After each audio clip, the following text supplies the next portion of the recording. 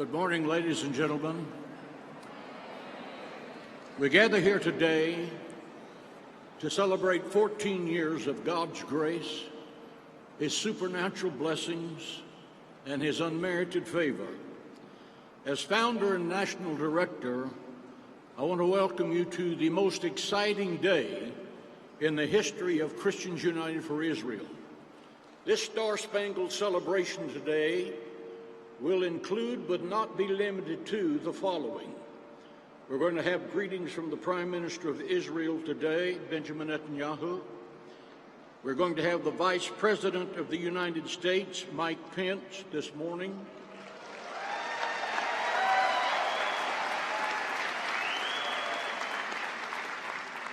After lunch, we will have the Secretary of State, Mike Pompeo. We will have the National Security Advisor, John Bolton.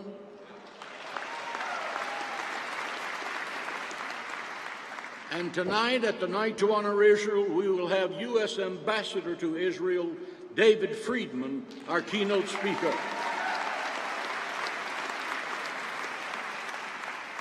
One of the most exciting announcements that will be made in this conference is that in this 14th summit, CUFI now has over 7 million active members,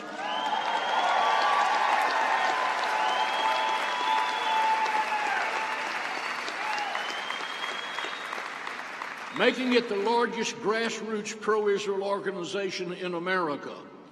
This fabulous accomplishment could not have been possible without the tireless dedication of our CUFI staff in San Antonio, our regional directors, our state and city directors, CUFI on-campus directors, and the faithful leadership of the CUFI National Board that's seated with me on the platform.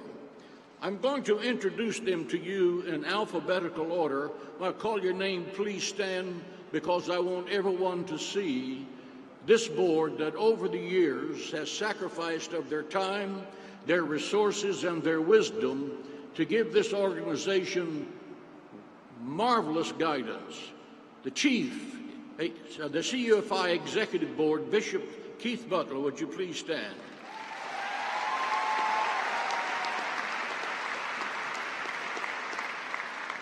He is the founder and senior pastor of the Word of Faith International Church Center and the president of Keith Butler Ministries based in Detroit. Pastor Happy Caldwell, would you stand?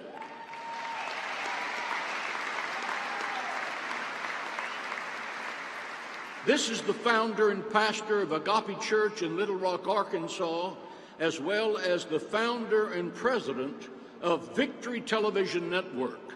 Pastor Mac Hammond, would you please stand?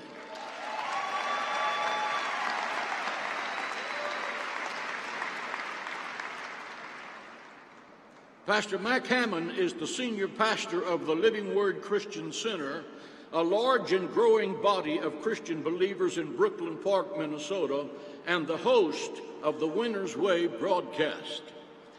Mike Little, would you please stand?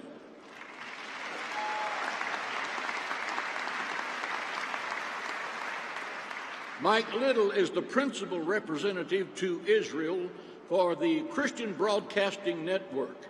He and his wife reside in Norfolk, Virginia. Pastor George Morrison, would you stand?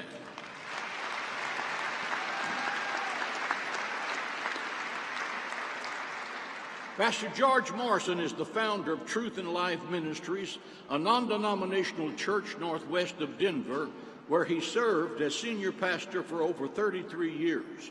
He's currently serving in Atlanta, Georgia.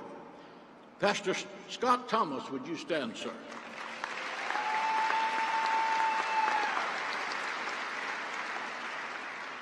Pastor Scott Thomas is the founder and lead pastor of the Free Life Chapel in Lakeland, Florida, and the president of Excel Academy, a school with more than 400 students.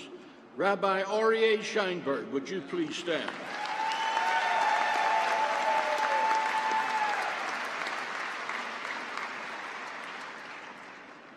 Rabbi Aryeh Sheinberg Without his help, we just would not be here today. When I approached the Jewish community in San Antonio in 1981 about having the first night to honor Israel in the history of America, they were not necessarily thrilled with the idea. They wanted to know what was our agenda. There were several Jewish committee meetings to see if that first night to honor Israel was even going to happen.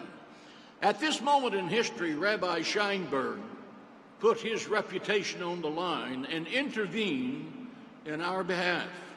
He said, what if this man is a friend? What if this man means what he's saying? And like a light in a dark room, the conversation changed from we can't to we will. And therefore, the first night to honor Israel happened in September 1981. It launched a supernatural force that none of us could understand at the time.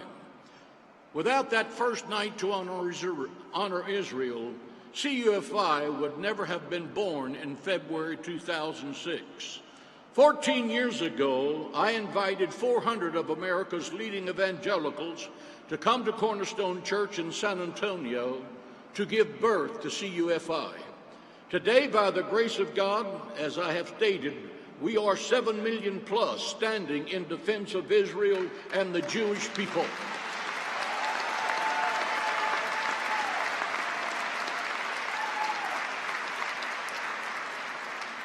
For Zion's sake, we will not keep silent, and for Jerusalem's sake, we will not remain quiet. I've already heard some of you this morning screaming, Israel lives, to some of our uninvited guests.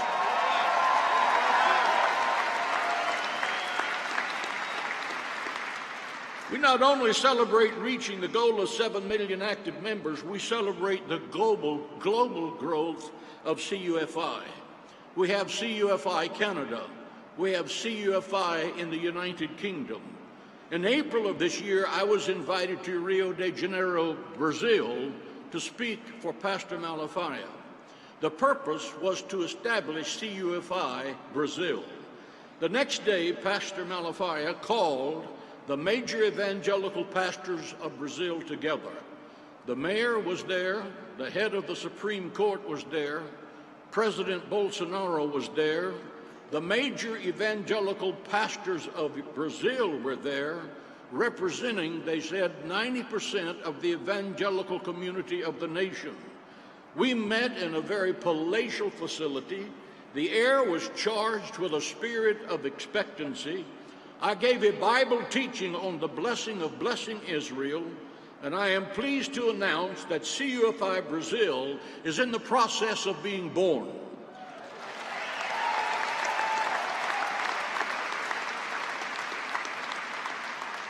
I sat across the table from the president, and President Bolsonaro pledged that in due time he would move Brazil's embassy to the city of Jerusalem.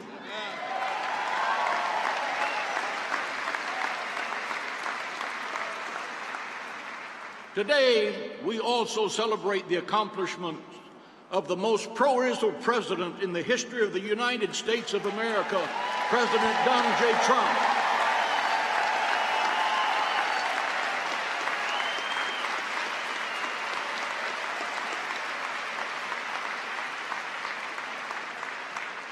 He made promises as a candidate, and he kept those promises when he became president.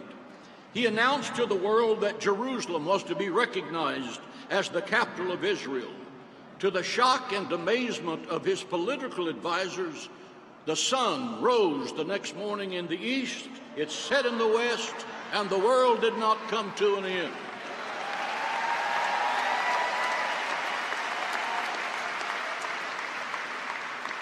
President Trump then moved our embassy from Tel Aviv to Jerusalem. I was privileged by the invitation of Ambassador David Friedman to give the benediction at the dedication ceremony.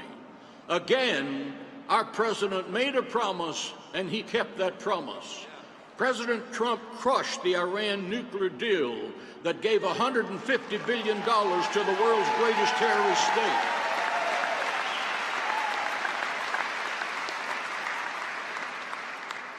Think of it. Americans paying for the death and destruction of our only friend in the Middle East with that kind of financial backing.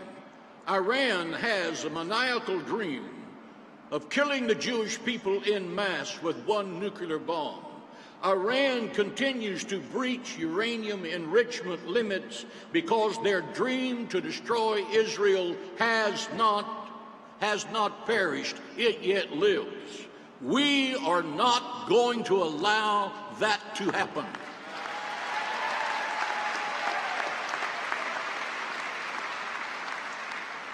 Our president then recognized Israel's sovereignty over the Golan Heights.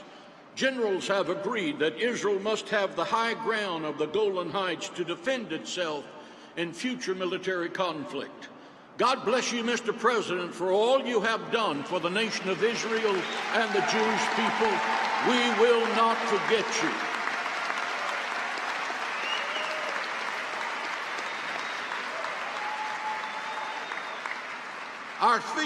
Our theme this morning is why Israel? Why do Christians support Israel? How many of you have ever been asked that question? If you haven't been, you're not pro-Israel enough.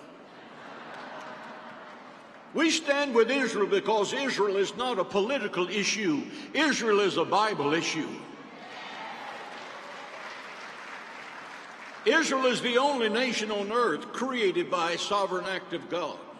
The borders of Israel are recorded in the Bible. No other nation in the world can make that claim. Secondly, why Israel? Because God Almighty entered an eternal blood covenant with Abraham, Isaac, and Jacob and their descendants, that the land of Israel would be theirs forever. Genesis 17. God put Abraham into a deep sleep, and God alone walked between the divided pieces of the slaughtered animals that were on the ground. That's very important. He, God, recited the contents of the covenant for the land of Israel. Why? Because this covenant was based only on the integrity of God Almighty. It did not depend on if the Jewish people kept any particular promise. This was just God making a promise to the Jewish people that would be an eternal promise. The covenant for the land of Israel was unbreakable. Therefore, the Jewish people today, tomorrow, and forever do not occupy the land. They own that land.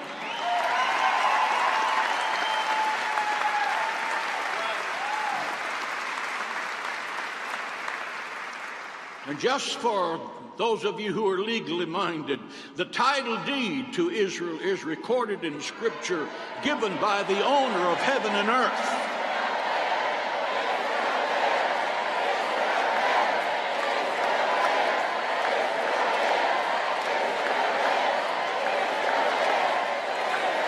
That's it.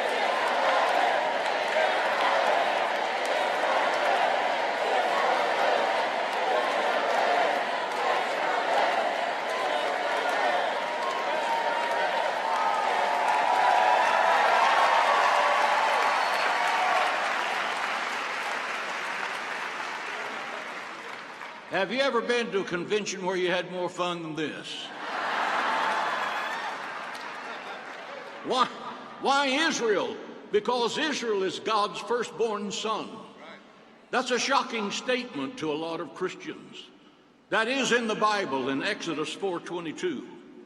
God told Moses to tell Pharaoh, Israel is my firstborn. Let my son, Israel, go from Egypt, that he may serve me. But if you, Pharaoh, refuse to let my son go, I will kill your son. That's recorded in the Bible word for word. God did exactly that by sending the death angel to kill the firstborn in every Egyptian home. God Almighty reduced Pharaoh to fish food. He sent 10 plagues to destroy the Egyptian economy. It has never recovered. There is a phrase, I will bless those who bless you, and I will curse those who curse you. It's a very real promise from the throne of God, and it's still in effect today.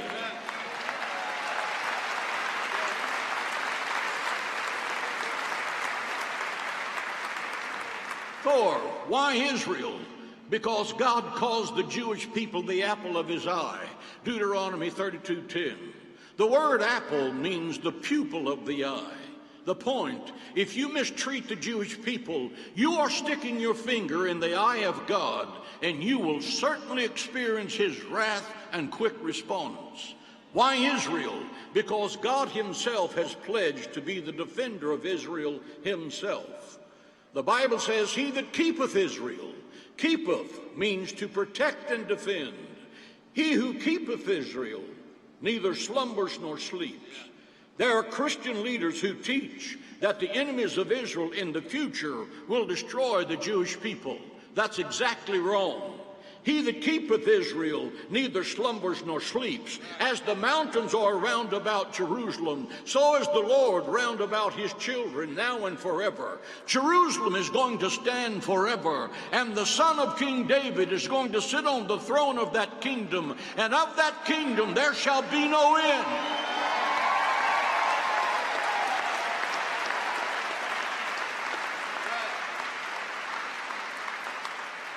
Why Israel?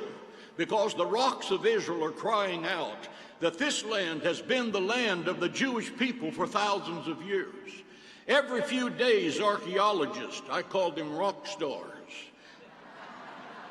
they find archaeological artifacts bearing the names of people in the Bible who lived in Israel thousands of years ago.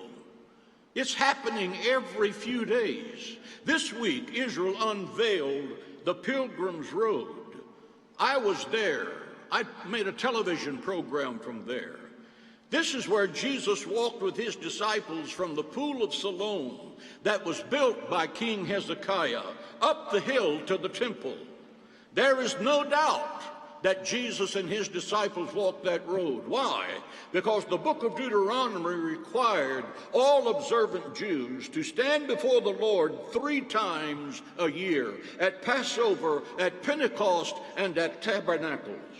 Therefore, on those 3 times, you know for certain in the life of Jesus and the disciples, they walked on those very stones.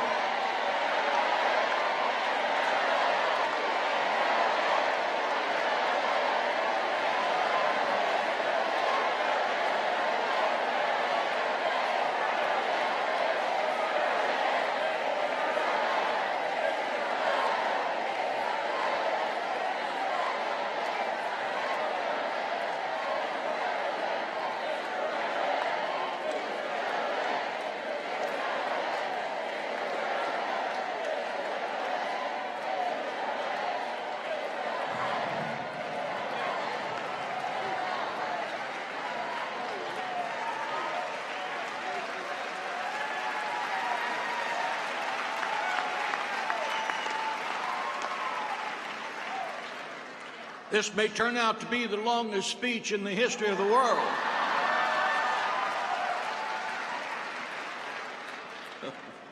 Why Israel? Because God has blessed America. And because we have been blessed by the Jewish people. God promised Abraham in Genesis 12 that his seed would be a blessing to the nations. And that has certainly been true of the Jewish people. Everywhere they have gone, they have brought blessings to the nation. Medical blessings, scientific blessings, theological blessings. And the day that America stops blessing the Jewish people will be the day God stops blessing the United States of America.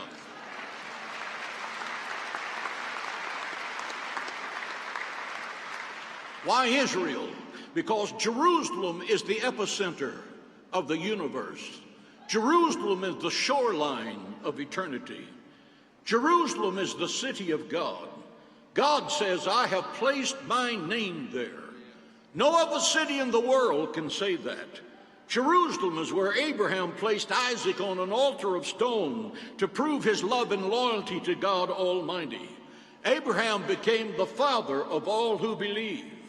Jerusalem was captured by King David from the Jebusites to become the eternal capital of Jerusalem 3,000 years ago. King David commands, pray for the peace of Jerusalem. They shall prosper that love you. That's not a request, that's a command. Jerusalem is where Jeremiah and Isaiah penned the principles of righteousness that became the moral foundations of Western civilization. Jerusalem is where Jesus was dedicated in the temple on the 8th day by Simeon.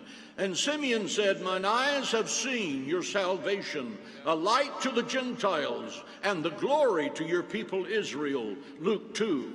Jerusalem will be the eternal capital of the golden age of peace, where the lion will lay down with the lamb, when men will beat their swords into plowshares and study war no more. Jerusalem is the shoreline of eternity. Everything that's going to happen of value is going to happen in Jerusalem from this moment forward.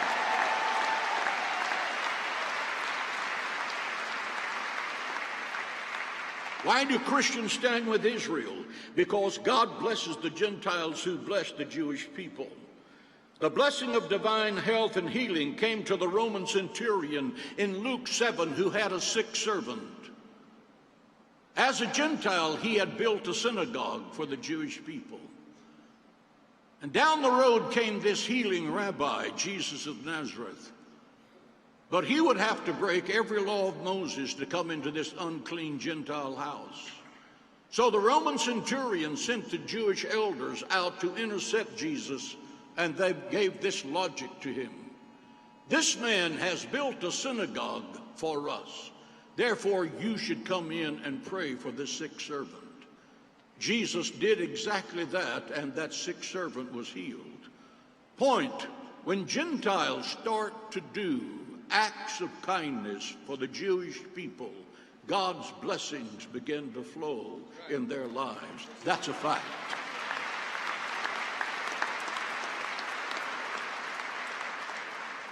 In Acts 10, why was the house of Cornelius chosen to be the first house that would receive the gospel? Acts 10:22 says, Cornelius is a just man, a man of good reputation among the Jewish people. You seldom hear that taught in a Christian church, but that's why he was selected, because he was of a good reputation among the Jewish people. When you have a reputation of blessing the Jewish people, the amazing blessings of God will begin to run over you. It will become an abundance that you will have to manage. There's a Bible command to pray for the peace of Jerusalem. That command comes from the very throne of God through the mouth of David. The God who owns the cattle on 1,000 hills gave that command. The God who prepares a table before you in the presence of your enemies. The God who anoints your head with oil. The God who has promised, and whatsoever you do shall prosper. That's why we support Israel. Why Israel and the Jewish people? Because Christians have a debt of gratitude to the Jewish people. Romans 15:27, St. Paul commands all Christians. For if the Gentiles, that would be us, have benefited from the Jewish spiritual things, it is their duty, the Gentiles, to minister to them, the Jewish people, in material things. What are the spiritual things the Jewish people have given to us? They have given to us the Word of God. Every word written by Jewish people. The prophets, Abraham, Isaac, and the patriarchs, Abraham, Isaac, and Jacob. All of the Old Testament prophets. The first family of Christianity, Mary, Joseph, and Jesus. The 12 disciples and the Apostle Paul. Just take away Jesus and we wouldn't be here. There wouldn't be a Christian on the face of the earth. That's why Jesus said in John 4, salvation is of the Jews. If you take away the Jewish contribution from Christianity, there would be no Christianity. Therefore,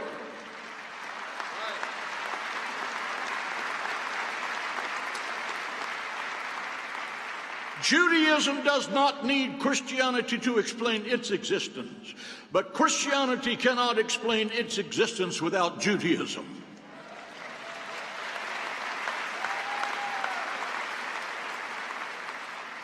I say this in closing, because all true believers are commanded to stand up and speak up for Zion's sake in Isaiah 62. For Zion's sake I will not be silent, and for Jerusalem's sake I will not hold my peace. That means to speak out in defense of Israel and the Jewish people, and some of you have put that to practice already this morning. It means to crush anti-Semitism. Anti-Semitism is sin, and as sin, it damns the soul. To see evil and not call it evil is evil. Not to speak is to speak. Not to act is to act. God will not hold us guiltless. Matthew 25 is the judgment of the nations, where God Almighty is judging every nation and every person on how they treated the Jewish people. There's a payday someday for every anti-Semite on planet Earth.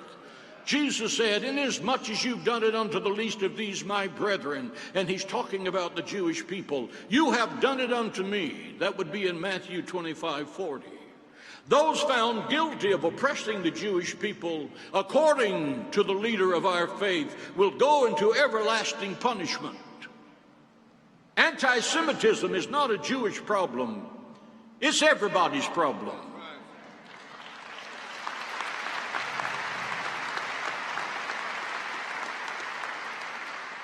Tonight, at our Night to Honor Israel, I'm going to pick up on this anti-Semitism theme and address anti-Semitism in the Congress of the United States, anti-Semitism in the church, and anti-Semitism in our colleges and universities.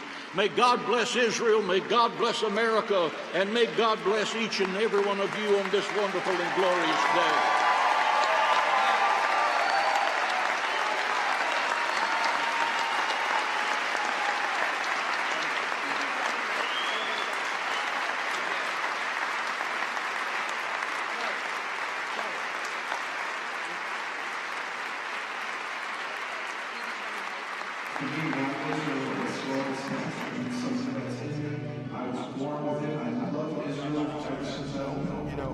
Anything about Israel. And I continue to pursue this in my adult life now with CUFI, and I also preach it onto my congregation and teaching them the reasons why the Bible says that we should love and honor Israel also as Christians. In our culture today, in our nation today, in the world that we live in, there is just a host of misinformation. What CUFI does, it brings the true perspective of who Israel is, who we are in relation to them, how Israel has affected our nation, how Israel has affected our world.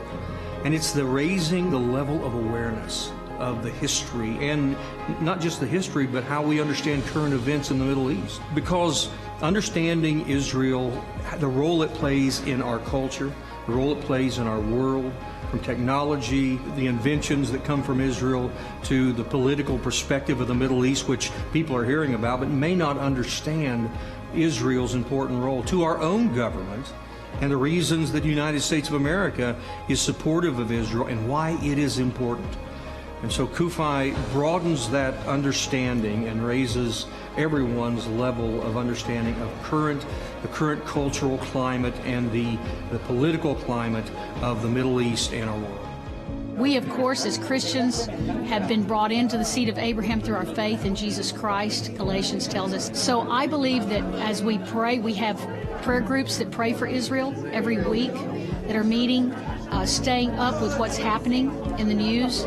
And so I believe as we pray for Israel, God said he would prosper, Psalms 122:6. I try to engage young pastors with that understanding that we are called as Christians to bless the nation of Israel and to believe what the Bible says.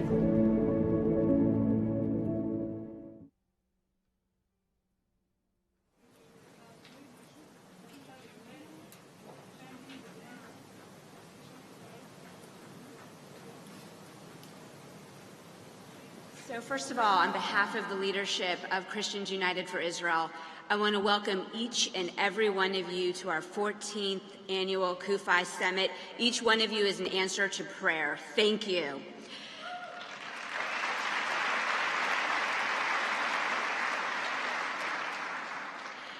A couple of announcements before our next speaker enters the stage. So first of all, congratulations to all of you for handling our first two uninvited guests beautifully and with grace and with honor, and we deeply appreciate your help in this matter.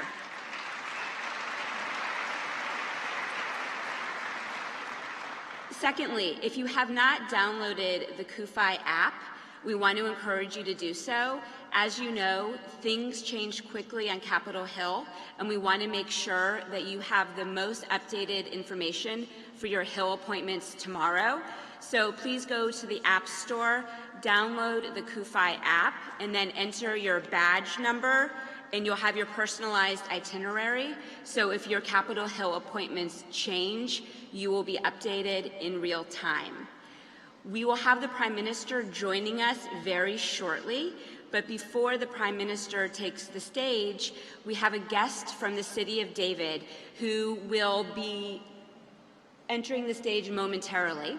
And Eric Sackleback, who is of the Watchmen fame, is going to introduce Zev Ornstein. So, Eric.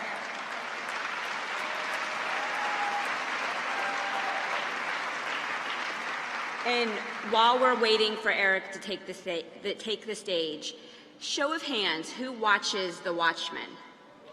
Fantastic.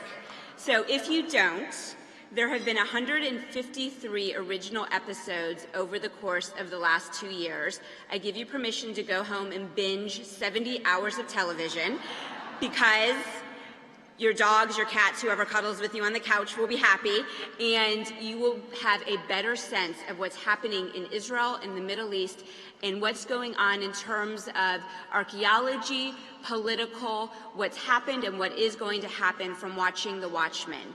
Zev Ornstein, who's about to join us, has been on The Watchmen several times.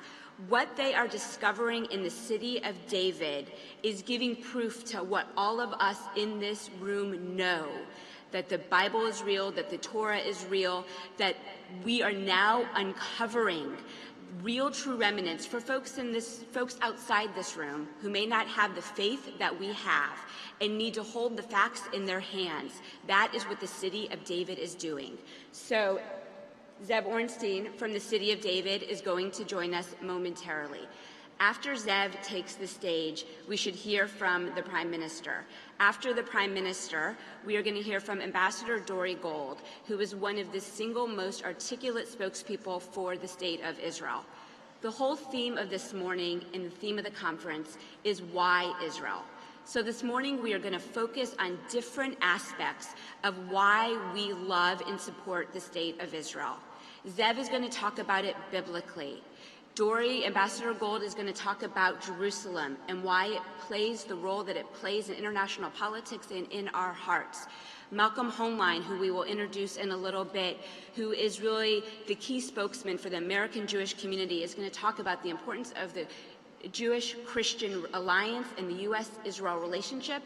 And Bishop Butler is going to speak about how Israel is the only safe place for Christians in the Middle East. While you're sitting in the audience, we want you to reflect on your why Israel.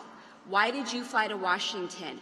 Why is this country that is half a world away so big in your heart? We want it to be so clear in your mind and so clear in your heart. The next logical question is, what can I do? And that is what we at CUFI are here to do. We equip you with the what. We are here to meet you wherever you are. If you are ready to do a pro-Israel event in your church, we are ready to put it on for you. If you are not following us on social, please do so on Facebook, Twitter, Instagram. As soon as something breaks in Israel and the Middle East, we are your first line of information for news in real time.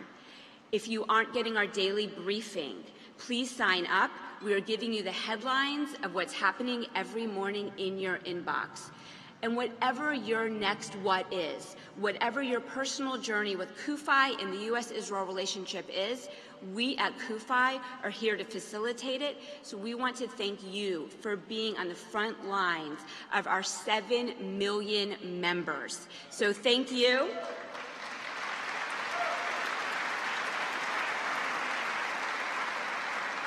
And as we set the stage for what we promise will not be a science experiment, but will be entertaining nonetheless.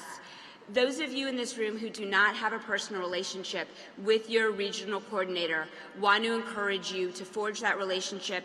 They're the front line of your relationship with us in CUFI. We'll see a video on the City of David, and then Zev will come to the stage.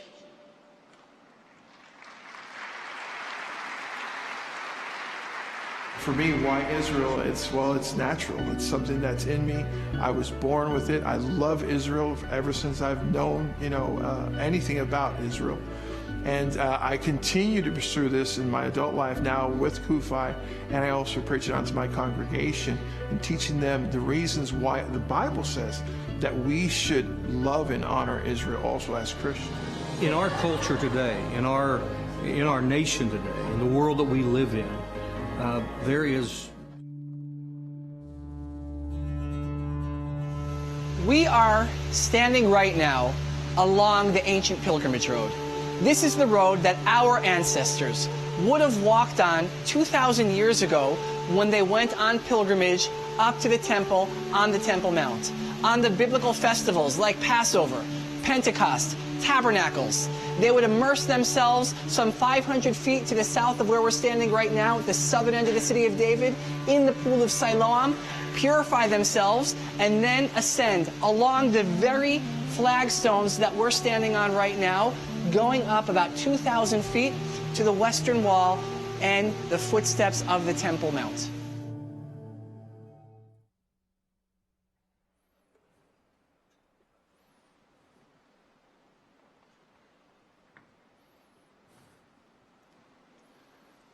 Good morning.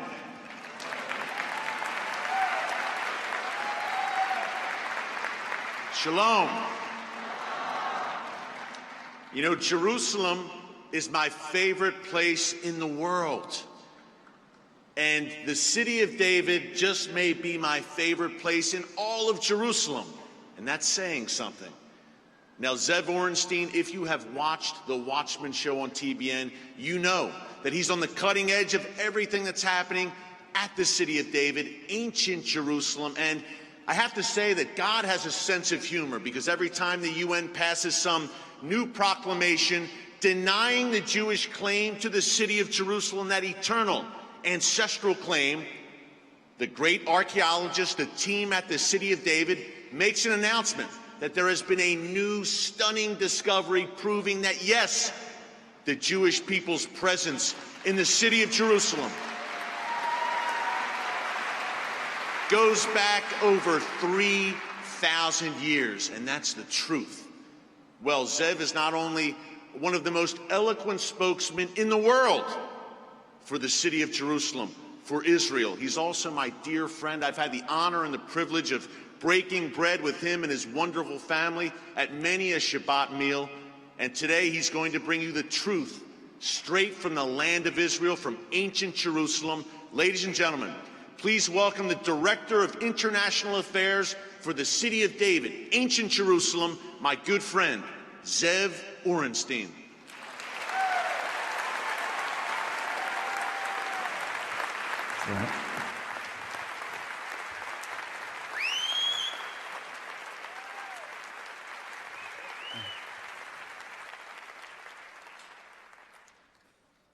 I want to begin with a confession. A few weeks from now, I'm going to be turning 40 years old. Hard to believe. And for the vast majority of my life, 35 plus years, I'm not proud to say it, but it's the truth, that I never had a single meaningful relationship with a Christian. Now, that began to change a few years ago. Now, I grew up in the OK state of New Jersey. But one day it'll be a great state. I grew up in New Jersey in a Jewish bubble. Went to Jewish day school, had Jewish friends, went to Yeshiva University, and then I moved to Israel. it didn't really look like the prospects for me developing meaningful relationships with Christians was on the horizon. But that began to change a few years ago as I began working in the city of David. And today, over the last few years, some of my closest and most meaningful relationships are in fact with Christians.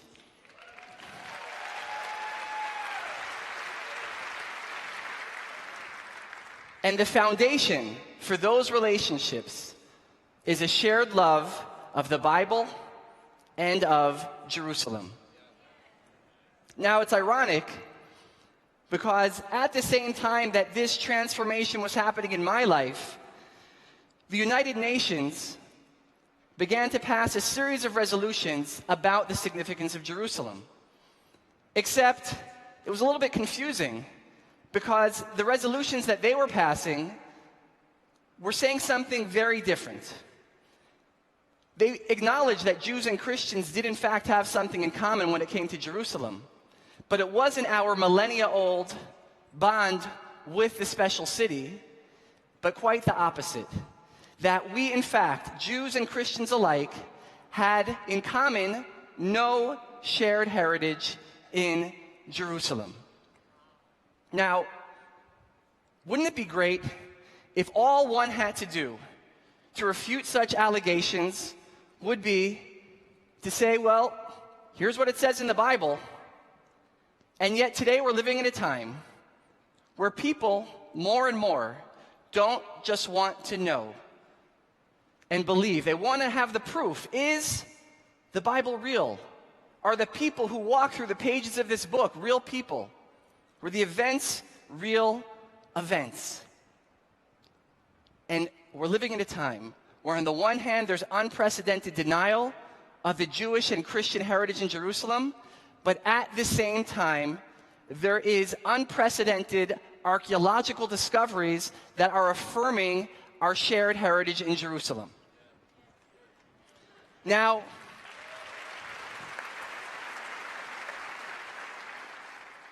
when one speaks of Jerusalem and archaeology and the Bible, whether they know it or not, they're talking about the city of David. Now, up until 150 years ago, when people thought, where is the original biblical city of Jerusalem? Everyone believed it was inside the walls of the old city. Now, the old city is old. The old city walls are also old. They're about 450 years old. But Jerusalem, the original biblical city of Jerusalem, the city of David, is about 4,000 years old. And in Jerusalem, we don't get overly excited about 400-year-old things. Now, until 150 years ago, everyone believes that the original biblical city of Jerusalem, the city of David, where the kings of the Bible ruled, where the prophets preached, the city of King David, King Solomon, prophets like Isaiah and Jeremiah, everyone believes that it's inside the walls of the old city. Until the year 1867. 1867, Queen Victoria of England wants to discover the treasures of the Bible. Now, if you want to find the treasures of the Bible, like the Ark of the Covenant, you're going to come to the Holy Land. And if you're going to search in the Holy Land in one city to find the treasures of the Bible, what city will you go to? Jerusalem. And if you're going to search one place in Jerusalem to find the treasures of the Bible, what place will that be? Mount Moriah, the Temple Mount, the place where, in the book of Genesis, it recounts the story of the binding of Isaac, the place where King David's son Solomon will build the temple, hence the name Temple Mount, which stands for over 4 centuries, destroyed by the Babylonians 2,500 years ago, and rebuilt a few decades later, and then destroyed by the Romans in the year 70. So Charles Warren comes in 1867 and says, if you want to find the treasures of the Bible, you got to come to Jerusalem, you have to go to the Temple Mount, and that's what he does. Except in 1867, the Ottomans are here. The Muslims are ruling the area, and they say, Charles, we're sure you're a great guy, but you're not going to dig up the Temple Mount. And to this day, there's been virtually no archaeological activity on the Temple Mount. So now Charles Warren has a problem. He can go back to England. He can go back to the Queen and tell the Queen, I came to the Holy Land. And I traveled to Jerusalem, and I even ascended Mount Moriah, the Temple Mount, but they didn't let me dig, and so I came home. He figures that's not going to go over so well with the queen. So he says, if I can't excavate on the Temple Mount, I'll do the next best thing, which is to excavate near the Temple Mount.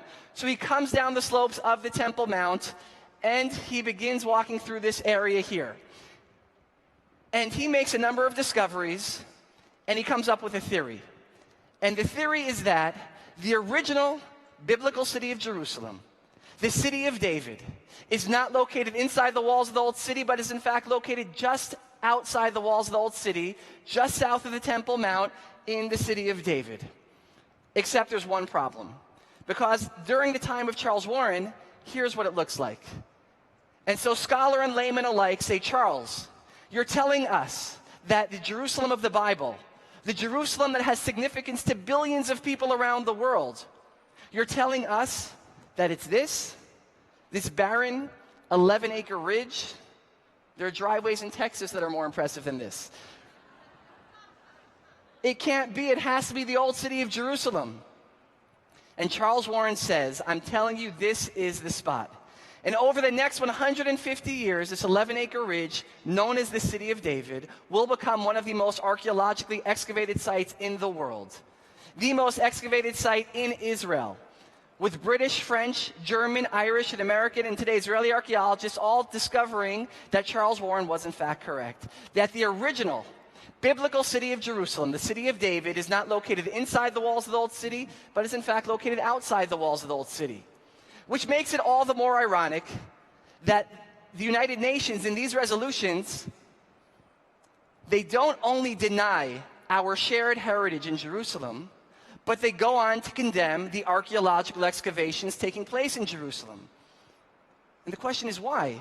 Why would the United Nations condemn archaeology? And of course, the city of David is the largest archaeological excavation in Jerusalem. Why would they condemn that? Why would they feel threatened by that? But the answer is very simple.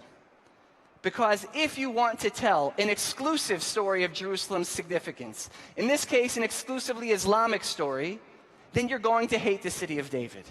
Why? Because every single day, archaeologists are uncovering antiquities that prove, not as a matter of faith, but as a matter of fact, the connection of Jews and Christians to Jerusalem. And on that note, we're going to take a pause because the Prime Minister is ready for us in his office in Jerusalem.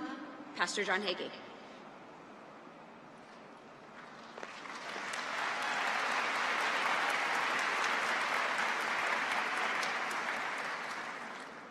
It's my honor to welcome my dear friend, the 9th and current Prime Minister of the State of Israel, Benjamin Netanyahu, to our gathering.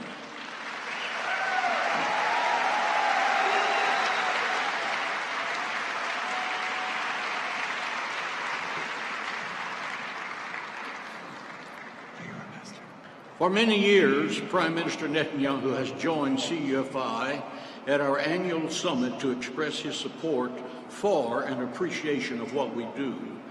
He has often said Israel has no better friends in the world than the evangelical community, and the evangelical community has no better friend in the world than Israel. The Prime Minister is standing by. Mr. Prime Minister, we're so very delighted to have you today. Can you bring us a word of greeting?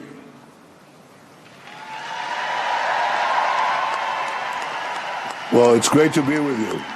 Thank you.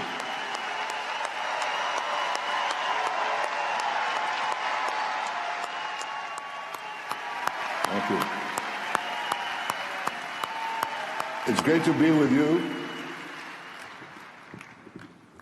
Pastor John Hagee, I want to greet all of you from Jerusalem, the eternal, undivided capital of Israel. It'll never be divided again.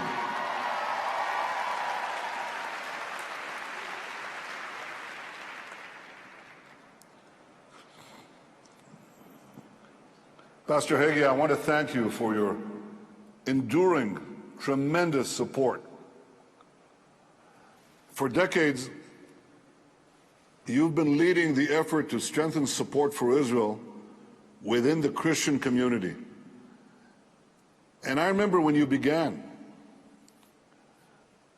once you were one of a handful of brave voices in the wilderness. But thanks to your leadership, now there are millions and millions of devout Christians who stand with Israel. So I want to thank you on behalf of all the people of Israel, and I want to thank the thousands of you who have come to Washington from across America to stand with Israel. You came to Washington, D.C., and I salute you from Jerusalem, D.C., Jerusalem, David's capital. Thank you.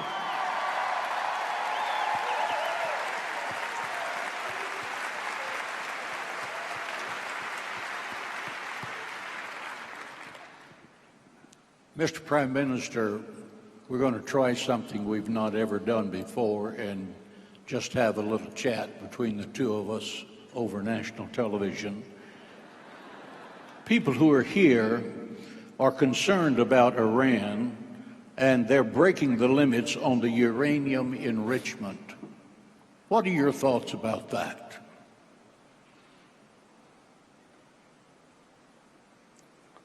Well, I think they're right to be concerned, but I think we should take some perspective on this. First, the deal was always based on a lie, that Iran was not seeking nuclear weapons. And we exposed that lie when we sent our brave operatives to the heart of Tehran and brought back the secret atomic archive of Iran. And it just showed that they've been working on developing atomic bombs as early as 20 years ago. So the deal is not only based on a lie, it's a terrible deal because it gave Iran a path to getting a nuclear arsenal when the restrictions on Iran's nuclear programs were removed. It didn't block Iran's path to the bomb, it paved it. In fact, it failed to solve the one problem it was supposed to solve.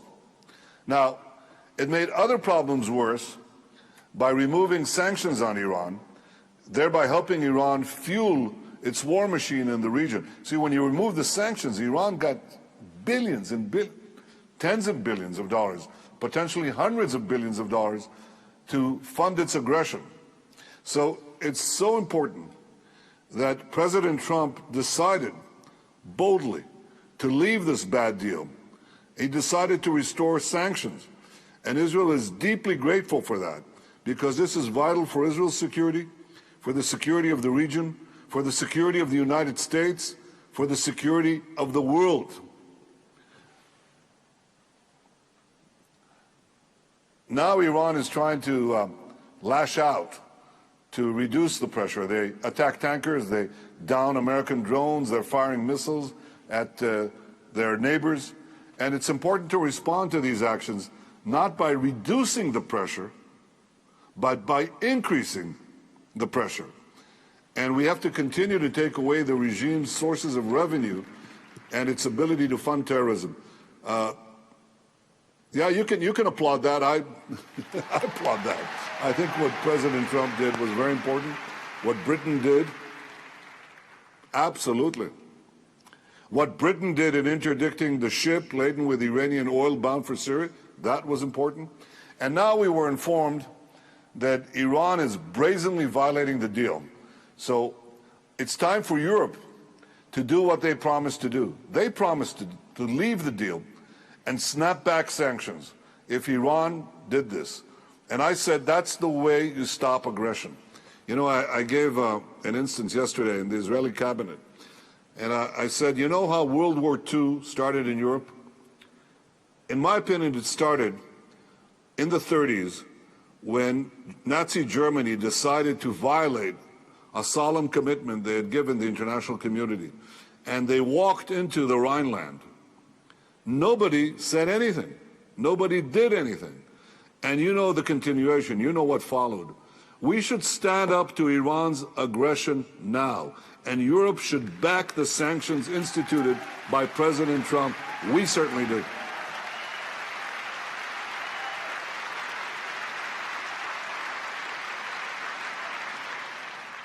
Mr. Prime Minister, could you give us your thoughts about the Israel-U.S. relationship under President Trump?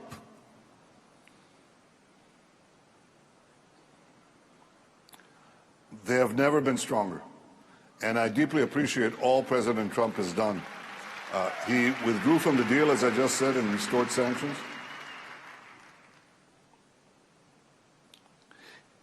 He recognized Jerusalem as Israel's capital, and he moved the embassy there.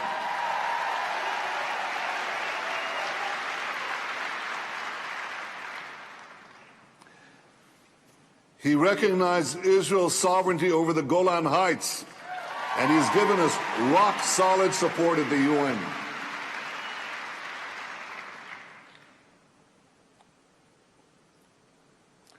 And of course, I have to add that he's given us generous assistance to give us the tools we need to defend ourselves by ourselves, and this has been backed up by Congress, by both sides of the aisle, and we are deeply, deeply grateful for that. Thank you. Thank you.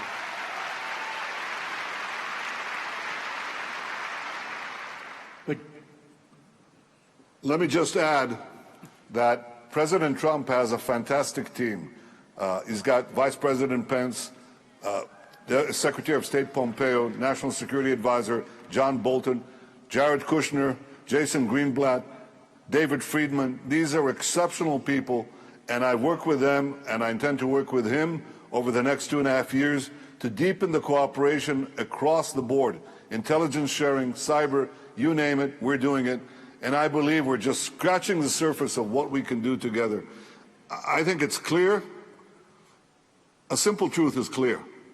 Israel has no better ally than the United States, and I believe the United States has no better ally than Israel. And this is becoming clearer and clearer with each day that passes.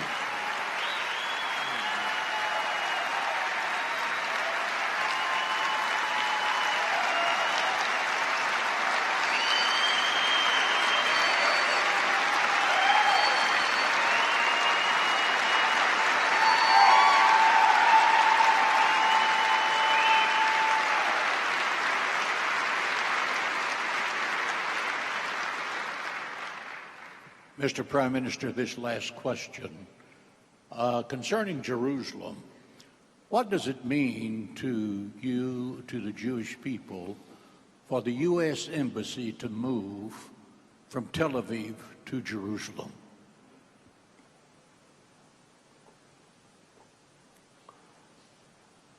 It's a historic proclamation.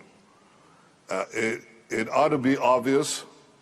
It is historically obvious, but it's a fact that none of the previous presidents, even though they may have believed it, acted on it. And when President Trump proclaimed Jerusalem as Israel's capital and moved the embassy there, I put it alongside the historic proclamations recognizing Israel's independence by President Truman, the Balfour Declaration 100 years ago. And guess what? And I think the audience in Washington can appreciate this. You remember the Cyrus Declaration?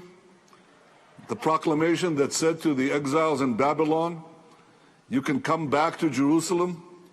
Well, I think that this is a historic proclamation, and I deeply appreciate it, as do the people of Israel. Now, last week, we opened the pilgrimage road that I think the previous speaker, Zev Ornstein, began to talk about. This is the same road where hundreds of thousands of my ancestors ascended to the temple. This is the same road where Jesus walked from the Siloam pool to the temple. It's exactly that spot. So that's been buried for centuries. You can't bury the truth forever. It's time to tell the world the truth. Israel, or rather Jerusalem, is the center of our religious and national life for 3,000 years. No people has had a connection to this land and this city like the Jews have to Israel and Jerusalem. The Jewish people are the only people in the world that have the same land, the same religion, the same capital, the same language, and the same name for their land and themselves as they had 3,000 years ago. That's some connection. It's time the UN and the international community recognize what President Trump put so clearly. Jerusalem has been and will always be the capital of the State of Israel.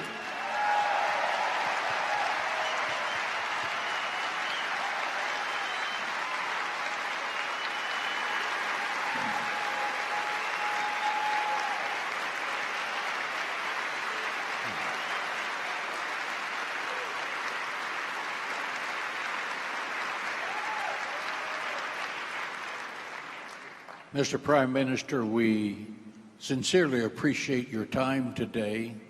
Please know that you, the State of Israel, and the City of Jerusalem are in our prayers for God's blessings and continuance of prosperity in every way. God bless you, sir, and thank you for being with us today. Thank you, and God bless all of you. Thank you. Thank you, friends.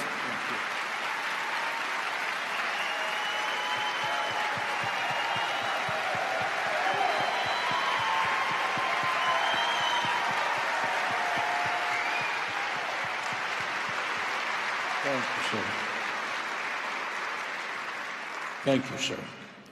And that brings us back to Zev. We knew, just to explain what's happening, the Prime Minister was a little late for his speaking engagement. We continued with our program and sandwiched him in at his convenience, which you get to do that when you're the Prime Minister. Now, would you give a thunderous welcome to the greatest rock star in Israel?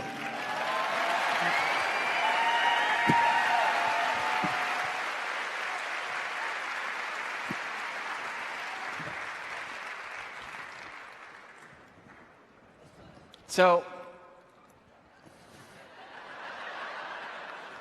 this creates a bit of a parenting dilemma. My children are at home watching, and I know they're going to say to me as soon as I get home, well, it was okay for the Prime Minister to interrupt you, why can't we? So I'm going to say to my oldest daughter, in particular Hodaya, who already has political aspirations, until you're the Prime Minister of Israel, you don't get to interrupt me. So, picking up where we left off, today, the United Nations is passing resolutions that not only seek to undermine and erase our heritage in Jerusalem, but also to condemn the archaeology. Why? Because they know that every day in the city of David we're unearthing discoveries that prove, not as a matter of faith, but as a matter of fact, the connection of Christians and Jews to Jerusalem. And I want to spend the next few moments that we have together going over just a few of those discoveries. So first, we have over here a small seal, the size of a thumbnail, discovered a few years ago. There is writing on this seal, ancient Hebrew writing. It has a name on this seal. The name on this seal is, straight out of the Bible, Hezekiah, son of Ahaz, king of Judah. The biblical King Hezekiah, direct descendant of King David. His personal seal impression found just a few feet away from the footsteps of the Temple Mount. Now, 2004, at the very southern end of the city of David, in the heart of ancient Jerusalem, there's a road. And at the very bottom of the picture, you can see this road. Beneath the road, there's a sewage pipe. And in 2004, the sewage pipe explodes. And now you have a big mess. So Jerusalem is not just any municipality. When a sewage pipe bursts in Jerusalem, you don't only send in construction crews, you also have to send in archaeologists. And so they're doing their work, and you have the bulldozers, you have the dump trucks and tractors, but the archaeologists of the Israel Antiquities Authority are there, and they hear the scraping and the scratching. It doesn't sound right. They clear everyone out. And it turns out that in repairing the sewage pipe, they had inadvertently discovered these ancient stone steps, 2,000 years old. And the archaeologist said there's only one other set of steps in the country that look just like these. And these are the steps over here, the southern steps. The steps leading up to one of the main entrances to the temple 2,000 years ago. And the archaeologist said there must be a connection between these two sets of stairs.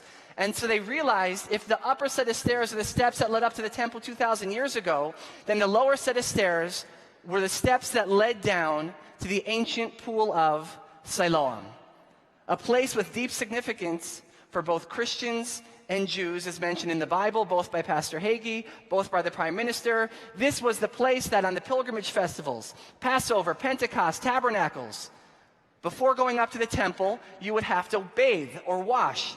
Now, the historian Josephus says that 2,000 years ago, close to 3 million people would have gone on pilgrimage onto festivals. It's a lot of people. The pool of Siloam was the size of 2 Olympic-sized swimming pools to accommodate all those people.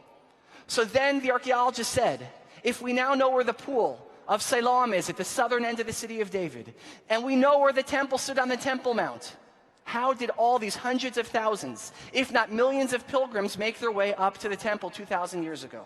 So they widen the excavation. And what do they discover? They discover the pilgrimage road. This is the ancient pilgrimage road from 2,000 years ago. Not a road that was near here. Not stones that look like these. This road, these stones, leading from the pool of Siloam all the way up to the footsteps of the Western Wall and the Temple Mount. This pilgrimage road, 2,000 years ago, this was the biblical superhighway. 2,000 years ago in Jerusalem, where were the places that got people excited? You had the pool of Siloam. You had the city of David, biblical Jerusalem. You had the Temple Mount, Mount Moriah, the Western Wall, the southern steps. The pilgrimage road was the anchor of all of them. This was the road that connected anywhere that you wanted to go in Jerusalem 2,000 years ago. It is being excavated as we speak in the city of David. Now, today in Egypt, you have the pyramids. In Rome, you have the Colosseum. But the Egyptians that built the pyramids, the mighty Roman Empire that constructed the Colosseum, if you want to see them, I have a few recommendations of some good history books and some museums. Jerusalem. The Jerusalem of today, the Jerusalem of 2,000 years ago is one and the same. The same people, the same faith, and its best days are yet to come.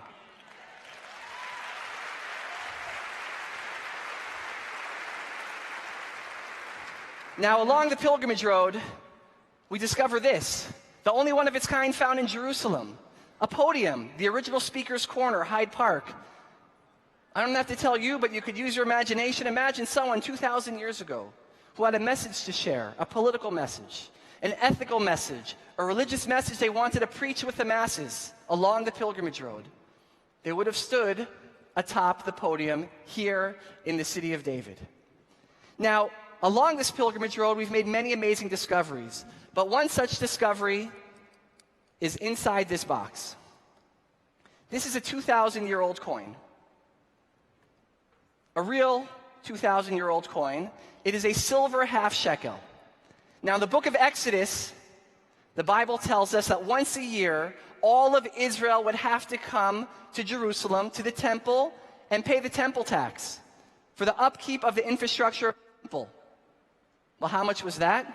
It was a silver half shekel. A silver half shekel, just like this one, was found along the pilgrimage road, dropped by a pilgrim on his way up to the temple 2,000 years ago. On this coin, it says in ancient Hebrew writing, Holy Jerusalem. It was holy then, it's still holy today. It's the same Jerusalem.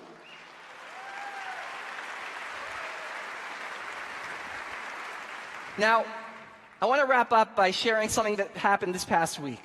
This past week, we celebrated the breakthrough ceremony from the beginning of the pilgrimage road at the Pool of Siloam to the halfway point. And we were led and joined at this ceremony by a very special delegation led by Israel's ambassador to the United States' ambassador to Israel, David Friedman, together with Jason Greenblatt, and a very large delegation from the United States. One question I've been asked over the last week, more than any other: why? Why was there such a large delegation from the United States at this event? We understand why the Israelis were there. We understand why the Prime Minister of Israel is so excited about it. But why is the Trump administration, why are they so excited about it? And the answer, I believe, which is relevant to every single person in this room, is that this administration understands when the United Nations, when the Palestinians and others deny our heritage in Jerusalem, they're not denying my heritage, and they're not denying your heritage. They're denying our shared heritage in Jerusalem. This amazing country, the United States of America, is built upon the foundations of the Judeo-Christian heritage. The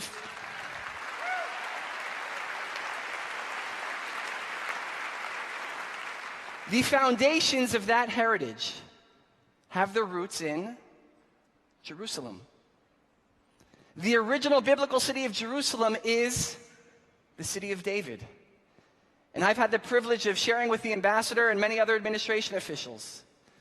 What does that mean? The city of David is not simply a Jewish heritage site. It is not simply an Israeli heritage site.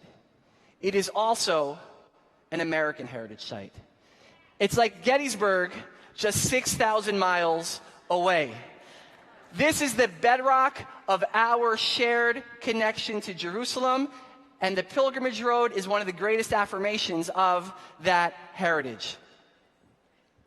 Now, in closing, I was never very good at science, but we have here 3 pictures. Let's say the blue picture here represents Jerusalem.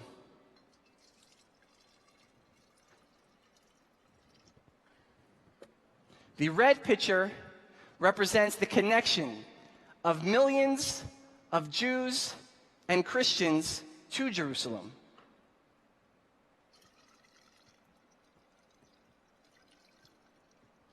Now, if somebody were to come now and say, separate the colors, I just want the blue, I just want the red, it's not possible. So too, the connection of the people in this room, of Jews and Christians from all over the world to Jerusalem, no matter how much the UN tries, no matter how much the Palestinians may try, the connection, our shared connection to Jerusalem is unbreakable.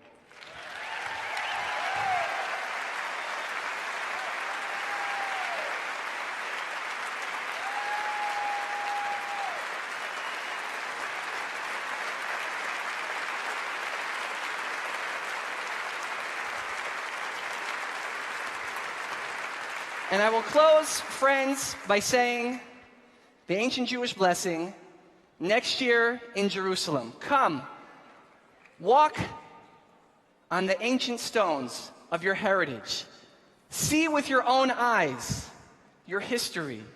Touch with your own hands the words of the Bible coming to life. Next year in Jerusalem. Thank you so much.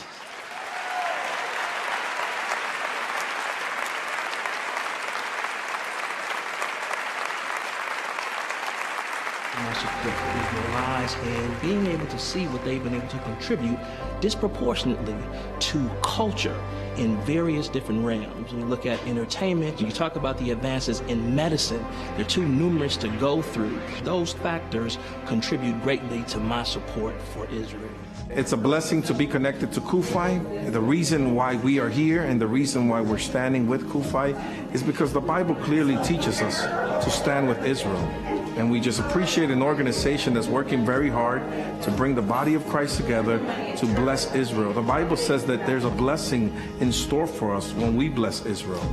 Many of us are living without that blessing or skipping that blessing because we haven't understood that mandate from God. I don't think it was a choice. I think God was mandating the church to bless Israel and stand for Israel. For Israel, it is the land. It is the place that God promised to be able to give to the descendants of Abraham. And for that reason, for me, that one is the solid foundation for everything that we do. God's promise is true, and it's to the next generations, and therefore we need to uphold that, and the time is now. The time is now to support Israel. Israel and the Jewish people are the only nation that God himself founded. And I feel like if it was important to God, it should be important to us as believers.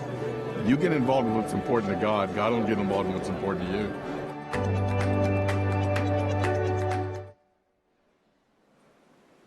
It is my honor to introduce Ambassador Dori Gold. Ambassador Gold was the 11th permanent representative of Israel to the United Nations from 1997 to 1999. In January 2014, Ambassador Gold was appointed as an external advisor on international issues for Prime Minister Netanyahu. He also served as Director General of the Israeli Ministry of Foreign Affairs from 2015 to 2016. In that position, he was instrumental in expanding Israel's ties to the Arab world, the Far East, and Africa. Ambassador Gold has written best-selling books on the Middle East, and articles which he has authored have appeared in international publications. It is my distinct pleasure to welcome to the stage Ambassador Dori Gold.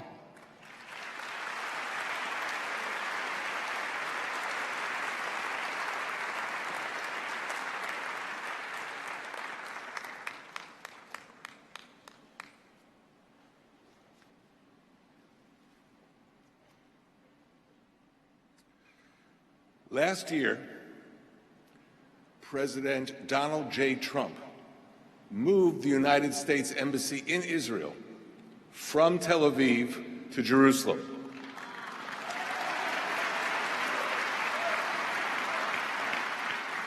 As is well known, he honored a long-standing American commitment that hadn't been fulfilled by previous administrations. This commitment was in the 1995 Jerusalem Embassy Act, proposed back then by Senate Majority Leader Bob Dole and Senate Minority Leader Tom Daschle, and adopted by an overwhelming majority of the U.S. Senate in a vote of 93-5. There was a bipartisan consensus in America to support Israel.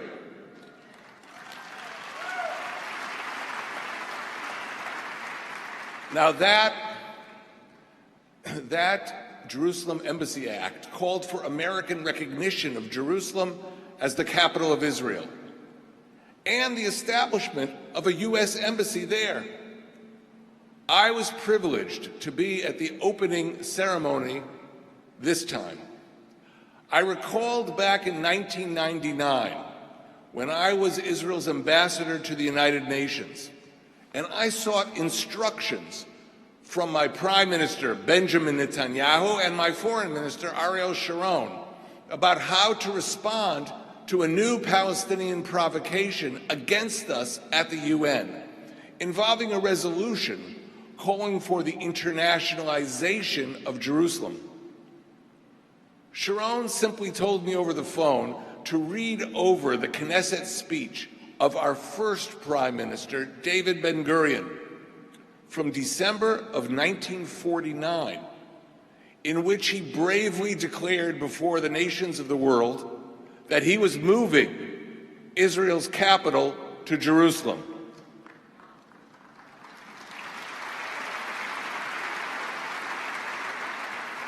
I said bravely because many world leaders advised him not to do it.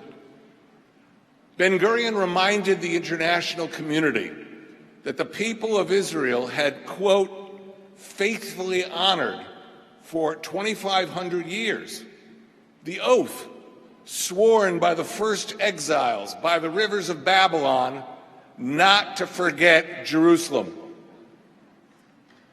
Ben-Gurion honored that oath and moved the capital, but the question of the U.S. Embassy remained unresolved for years to come.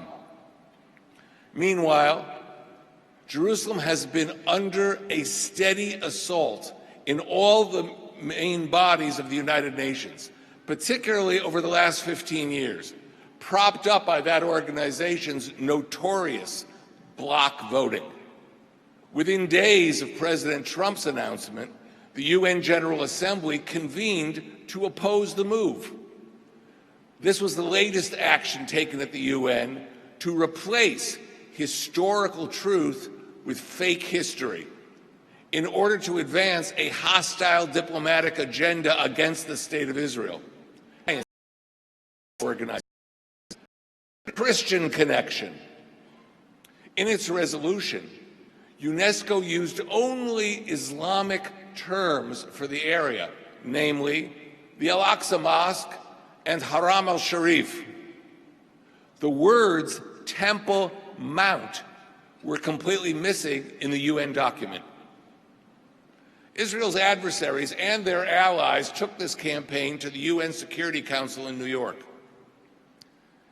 with the infamous Resolution 2334, adopted in December 2016 during the transition period in Washington between the outgoing Obama administration and the incoming Trump administration. By yet again branding Jerusalem as, quote, occupied Palestinian territory, unquote, is not just a false narrative, it's a complete lie.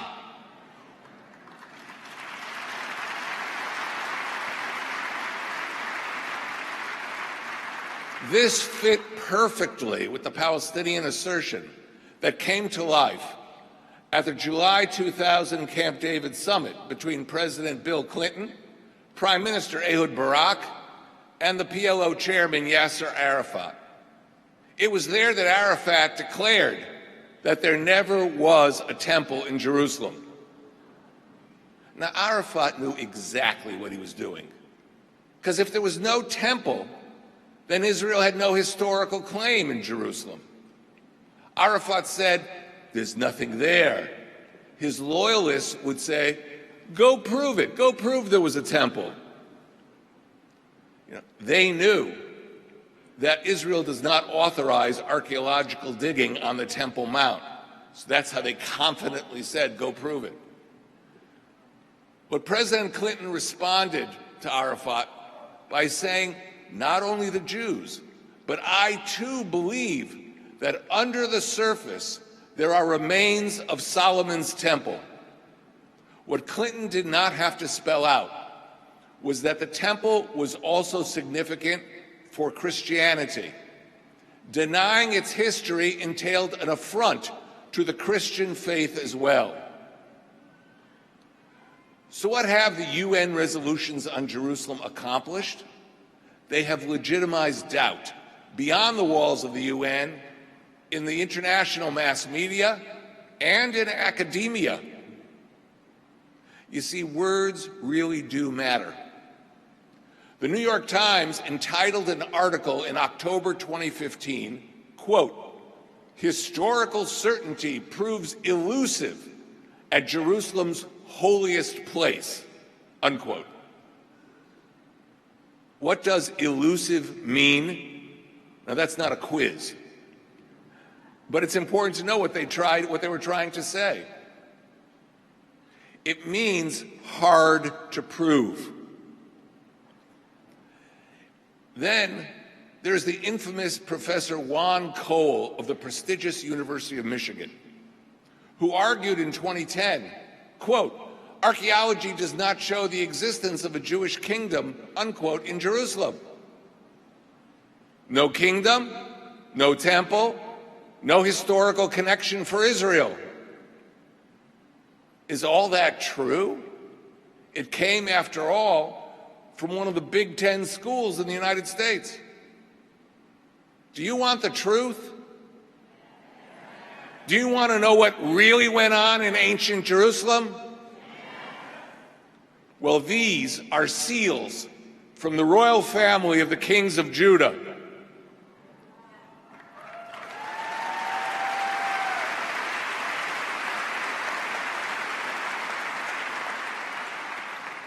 They were found at the foot of the Temple Mount in Jerusalem.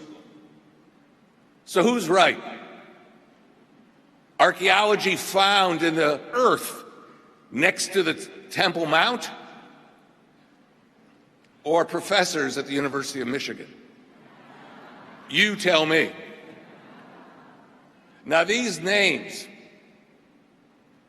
these seals from the kings of Judah, they all carry the names of the descendants of King David in ancient Hebrew. But the core of the international debate caused by UNESCO has been focused on whether a temple once stood on the Temple Mount and the veracity of our common Judeo-Christian narrative. Anyone here in the audience read ancient Greek? That was a rhetorical question. This 2,000-year-old stone found next to the Temple Mount is an original sign in ancient Greek marking the rules of entry to the Jewish temple in Jerusalem. This stone, or the stone on the left, is from the Israel Museum in Jerusalem. But the full text of the Greek inscription is in the Istanbul Archaeology Museum. I'm surprised President Erdogan hasn't gotten to it. It makes specific reference to the temple precinct. The word highlighted in orange on the right, hieron, is the ancient Greek word for the temple.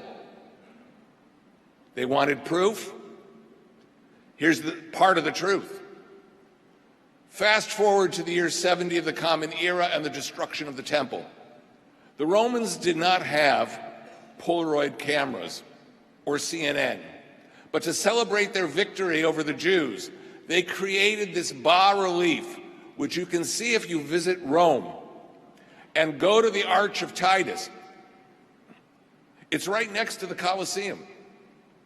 You can see Roman soldiers carrying sacred treasures looted from the temple in a victory march. We know from Roman sources that the spoils from the temple were used to pay for erecting the Colosseum. Thus, the holiest site in ancient Israel financed the place where Jews and Christians were thrown to the lions for adhering to their faith. Now, people sometimes ask, what's all this fuss about the temple? Well, in the Bible, the temple's construction was the only event dated in relation to the Exodus from Egypt, 480 years earlier. It was where the two tablets with the 10 Commandments were housed. Therefore, the temple symbolized freedom and national identity. But the Romans did not manage to snuff out the will for freedom. Some 60 years after the temple's destruction, a Judean general named Bar Kokhba rose up in rebellion and fought off 6 Roman legions. His letters have been discovered in the Judean desert, like this one right here. Bar Kokhba articulated the goal of his revolt on coins that were minted at the time and found today. They call for the freedom of Jerusalem. In Hebrew, Lema'an Cherut Yerushalayim. Speaking of the Romans, one last historical fact before we continue. After crushing the Bar Kokhba revolt in 135, the Roman occupiers decided to annihilate all Jewish hope for freedom.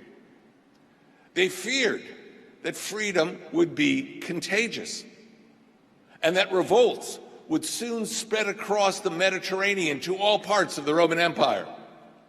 So they renamed Jerusalem Aelia Capitolina, and they also gave the land of Judea a new name, Syria Palestina. This is the actual origin of the name Palestine. This was an attempt to erase Judea from the world's consciousness forever. That was the methodology then, and that is the methodology today, attacking our very identity. Today it's called the delegitimization of Israel, and it is the ideology at the heart of the BDS movement. It wrongly assumes that we have lost the conviction to defend Jerusalem and ourselves. Well, let me tell you something.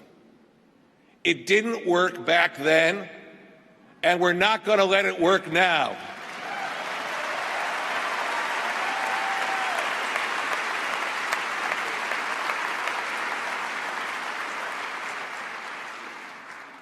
There are those who say that after Bar Kokhba's defeat and the Roman annihilation of Judea, there were no Jews left with any connection to the past. Yet according to Christian and Jewish sources, brought forward by Professor Moshe Gil in his monumental study, A History of Palestine, published by Cambridge University Press, and I quote, "The Jewish population residing in the country at the time of the Muslim conquest in the 7th century consisted of direct descendants of the generations of Jews who had lived there since the days of Joshua ben Nun," unquote. We were there, and we continue to be there.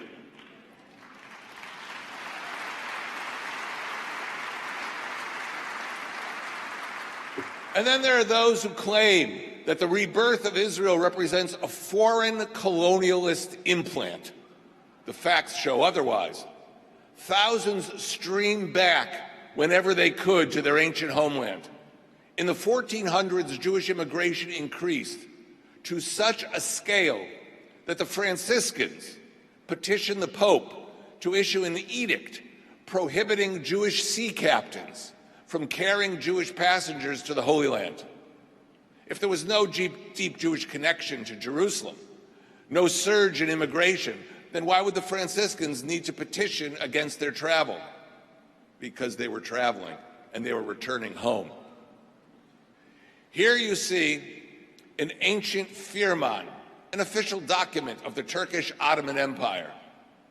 It's dated 1584. It calls for an investigation of the increase in Jewish synagogues in the land of Israel. By the mid-19th century, the British consulate in Jerusalem determined, according to this diplomatic cable here on the left, that Jews had already restored their majority in Jerusalem in 1863, long before Theodore Herzl, before the British Mandate, or before the establishment of Israel. We were back, and Jerusalem was ours. On the right is a man who you've heard of, but I doubt you ever saw his photograph. His name is William Seward. He was President Abraham Lincoln's Secretary of State. In 1870, after he completed his term in office, he actually visited Jerusalem. And his memoirs show that he made the same observation as the British about a Jewish majority being there. Therefore, you cannot attach the Jewish return to Jerusalem to the European colonialist locomotive of the late 19th century. The Jews came back under their own free will. Fast forward to 1948. The newly proclaimed State of Israel found itself attacked by 5 Arab armies, assisted by whom? By the colonial powers, the British and the French. The old city of Jerusalem was besieged. Its Jewish population was ethnically cleansed, as you see on the left. That's Zion Gate. The Jews are rushing through to escape the bombardment. And you also can see its holy sites were obliterated, which you can see in the photograph on the right. Now, what did the United Nations do when this occurred? when the Jews were thrown out of the old city and when the holy sites of Judaism were blasted? Did you hear that? Because you didn't, because the United Nations didn't lift a finger to stop the wanton destruction in Jerusalem. Israelis were prevented for years from reaching their holy sites, and Jerusalem remained divided until its reunification in 1967 by Tzahal, the Israel Defense Forces. So let me be absolutely clear. We, the people of Israel, given this experience, we will never divide Jerusalem.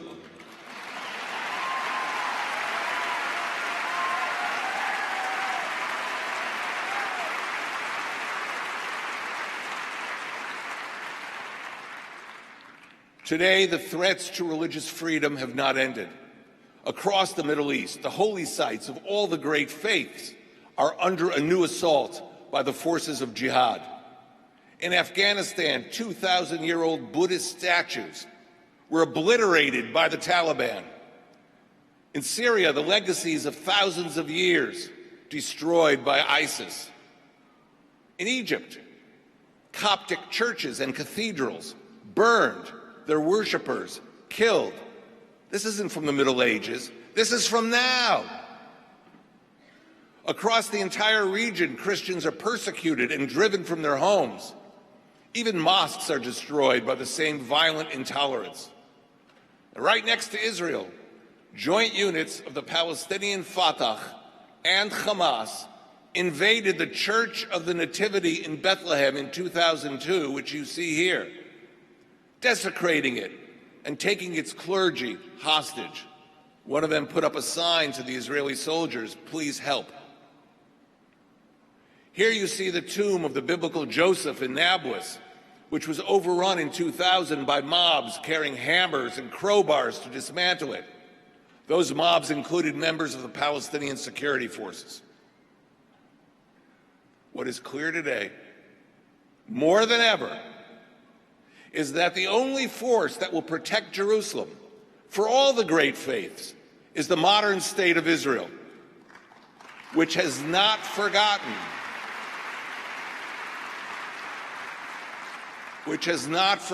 how its enemies sought to forcibly cut its connection with the holy city in the past, physically, and to this day tries to cut us off in international fora. Today, under Israel, Jerusalem works. Israel has fended off the physical assaults on Jerusalem and will continue to defend itself, as Prime Minister Netanyahu said. We will never ask your sons and daughters to come to defend us. But we do need your help to defeat the diplomatic assaults Jerusalem faces today. We need your help to fight fake history. We need your help to fight for the truth. Ladies and gentlemen, in 1891, there was a prominent Protestant clergyman named Reverend William E. Blackstone, who collected signatories to a petition calling for a return of the Jewish people to their ancient homeland. He argued that the Jews had never given up legal title to the land of their ancestors, but rather had been expelled by force. Blackstone recruited the Chief Justice of the U.S. Supreme Court, the Speaker of the House of Representatives, to sign the petition. Leaders of the American business elite and political elite also signed and joined him, like J.P. Morgan and John D. Rockefeller. Many members of Congress, including a future president named William McKinley, also lent their support to Blackstone. Blackstone's petition was presented in 1891 to President Benjamin Harrison. The idea spread like wildfire. Pastor Hagee, you are carrying on Reverend Blackstone's vision.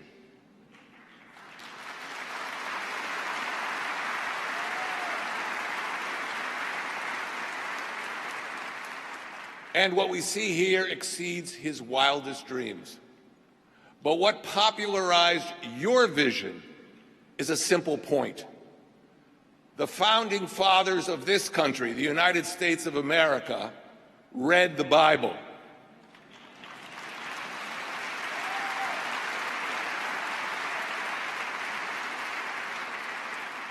They learned what freedom meant. We are bound together by our common love of liberty, part of what makes America great.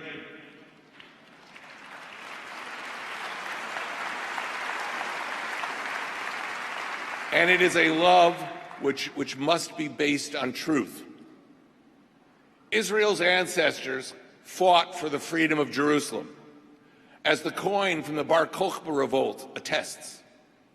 Looking at this history, freedom must never be taken for granted, but faithfully protected by every generation.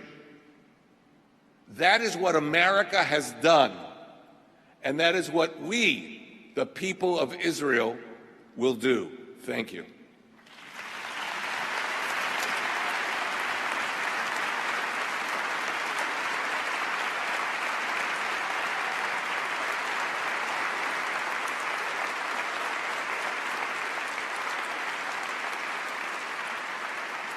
Thank you, Ambassador Gold.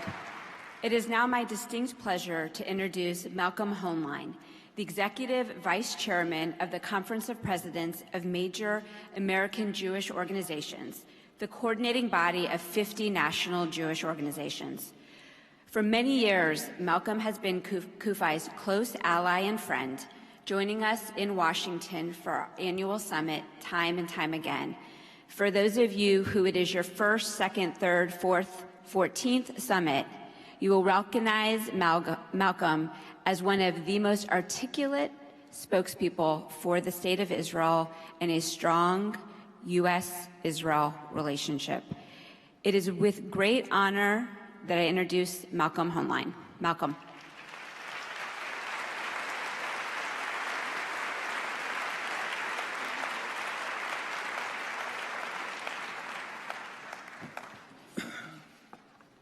There really are a lot of people here. I must say, I think it's a mistake to take the demonstrators out. I think they have a lot to learn from Pastor Hagee. You should make them sit here and listen to it.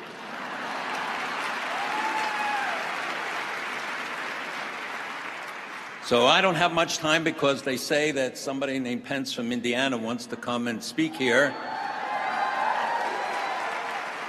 And I would never stand in his way. But it's a special privilege, something I really look forward to. But following the articulate speakers that have preceded me, and especially our leader, my pastor, John Hagee, and more importantly, the husband and partner of Diane Hagee, who deserves your applause as much as he.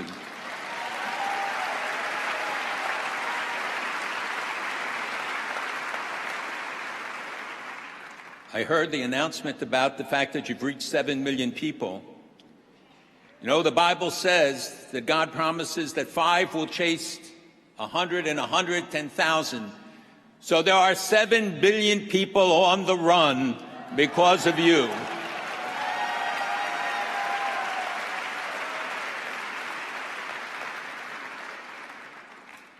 It is a great honor always to come.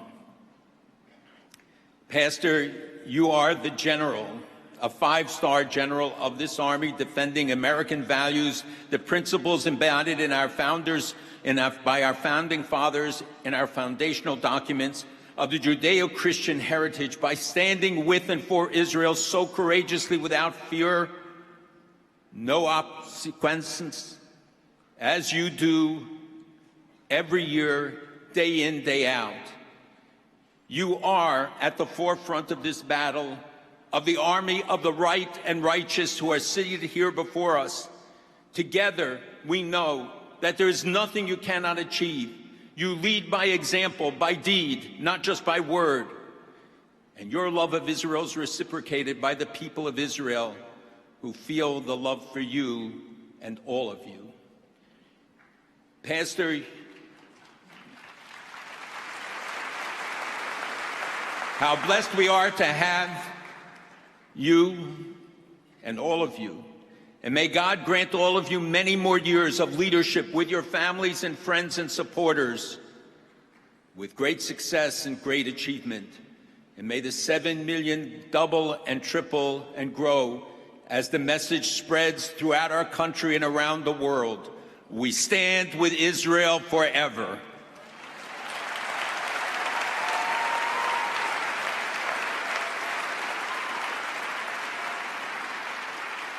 Now, I don't have time to tell any jokes as I usually do, so those of you who heard my speeches in the past, will you tell it to the people next to you so we can avoid it? But I did hear one that we talked about excavations, and in one of the rare finds, they found a lantern, and the Prime Minister happened to be there, and he took the lantern and was rubbing it, and a genie popped out. The Prime Minister looked at him and said, "What are you?" And he said, "I'm a genie." He said, "So?" He said, "Now I can give you 3 wishes, but you know, I'm originally from Tehran, so whatever I give you, I have to give Khamenei double." So Netanyahu said, "You know, we could use a desalination plant." Next morning, a new desalination plant appears, and he sees a picture from Tehran, 2 new desalination plants. The genie appears again and said, "Listen, you're entitled to your second wish." He said, "Well, we could use the Red to Dead Sea Canal being finished, benefiting all of the people of the region." And the next day, the canal is up and running, and he sees 2 canals in Iran. Finally, the genie comes back and says to the Prime Minister, "You're entitled to your 3rd wish, but remember the condition." And he said, "I'd like a mild heart attack." So, explain it to those, go ahead. So my point, as you heard before, is to speak also about why Israel. Because standing for the U.S.-Israel special relationship is standing for America and people like you. It is imperative that all of us understand the importance of this moment. This is the first time that I've been the warm-up act for a vice president, and later for Secretary Pompeo and for National Security Advisor John Bolton and others. This is the all-star team, and you are privileged to have them.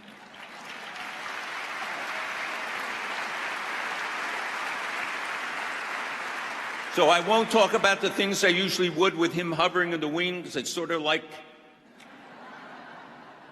many times when I've gotten up in the middle of the night to make an early flight for a speech, I ask myself, my cranky self, what are you doing? Are you crazy? I had no such feeling at 3:15 this morning. I got up excited at the prospect of again participating in this most exciting, energizing event, when I get to see the best of America on the stage and even more so in the audience.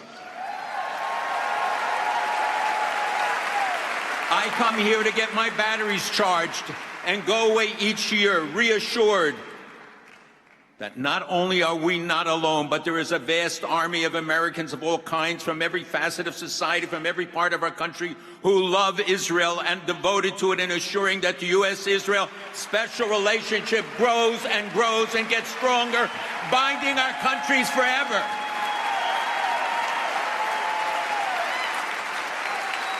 It's a relationship. It's an alliance based on shared values, aspirations, interests, love, and prayers. Maybe the words we say are not always the same, but the hearts and thoughts behind them are one. The intent is one, that God bless Israel and God bless the United States, bless their common endeavors to get peace and security for their peoples and the world, to counter terrorism and extremism, to end the radical regimes bent on hegemonic goals,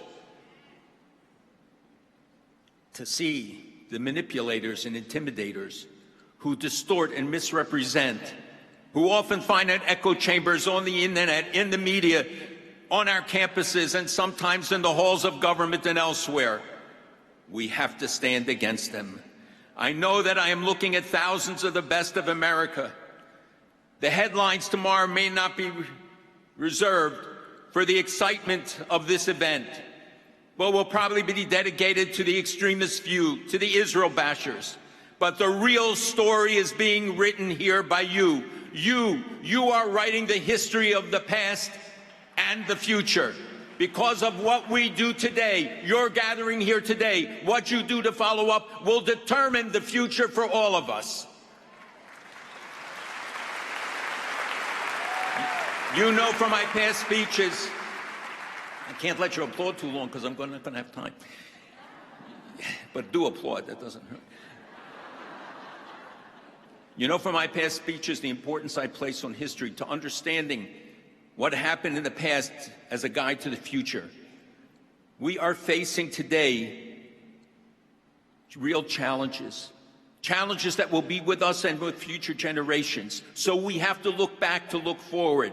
We read our Bible also as a guide for instructing us in how to meet the challenges of today by learning the lessons of the past from our forefathers and foremothers, realizing that the secrets of the past are the keys to the future. Winston Churchill said, the further back you look, the further ahead you will see. Our sages taught this 1,000 years earlier. That is why the lessons of the Bible are so important and why they represent a threat to all those who want to undermine the values we represent. We have to see, thank you for that applause, knowing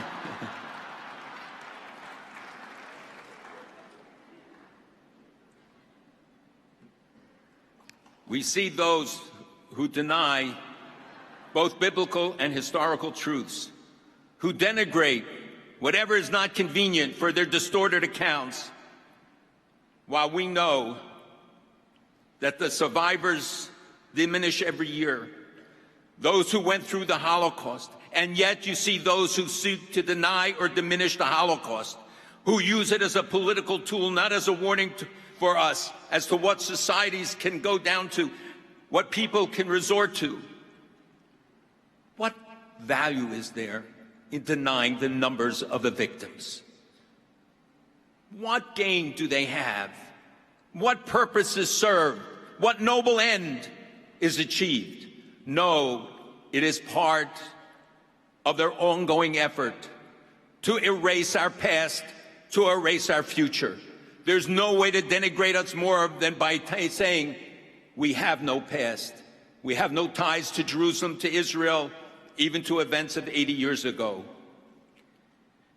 Ask any survivor today what they see, what they hear, and what they smell in the rise of anti-Semitism, increasingly in unvarnished, blatant Jew hatred in our country and around the world, sometimes under the thin guise of anti-Zionism or anti-Israelism, but it is all the same. We know what they mean.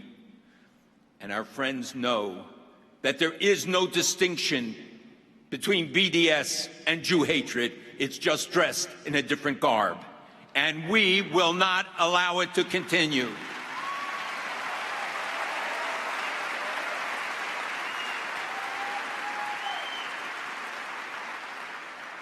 While Jews may be the first targets, we're never the last.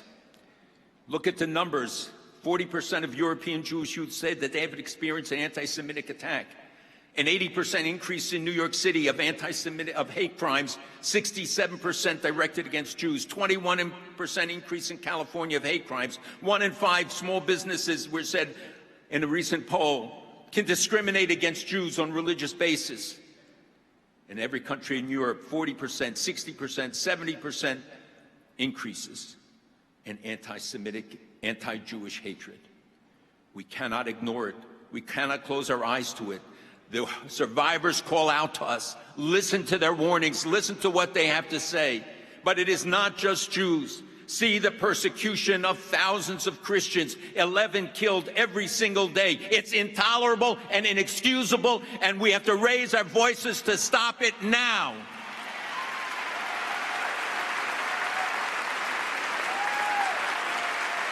Why is Israel the only country in the Middle East where the Christian population has increased in the last decade, and that Christians know they will always be welcome there?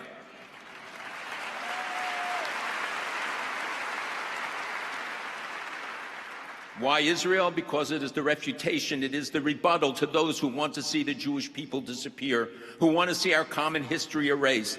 No more. Your days have passed. Israel assures us that we are here to stay forever. Why Israel? Iran, Iran, Iran. Why Israel? Turkey and Erdogan, whose aspirations, like the Iranians to build a Persian empire, his are to have a Neo-Ottoman empire to challenge our interests, the West. Why Israel? Who knows better how to deal with Islamist extremists, Sunni and Shiite, Muslim Brotherhood, ISIS, Al-Qaeda, Hezbollah, Hamas, and so many more, and has paid a heavy price for it. Why Israel? To help prop up the American allies in the region and beyond. Why Israel? Think of what our troops would have faced had Israel not destroyed the Osirak nuclear reactor in Iraq. Remember how it was roundly condemned for 10 years, including by many here. What if Israel had not incapacitated the nuclear reactor that North Korea and Iran were building in Syria? What would we be facing today? What if Israel had not removed the many advanced missiles and weapons that Iran was shipping to Hezbollah in those nighttime raids that were never explained? Or the research centers in Syria where weapons of mass destruction were being developed? How different would the world have been? Why Israel? Because where else in the region can the U.S.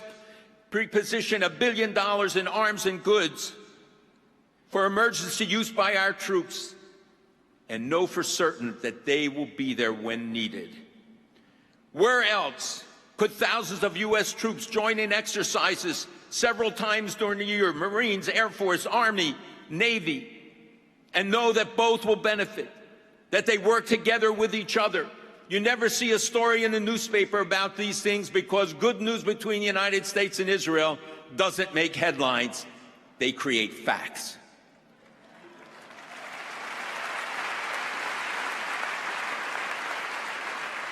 Let me just cite one paragraph from the words of Missy Rock from the Miss Universe contest, who embraced her Israeli counterpart and now is barred from returning to her home. And she said,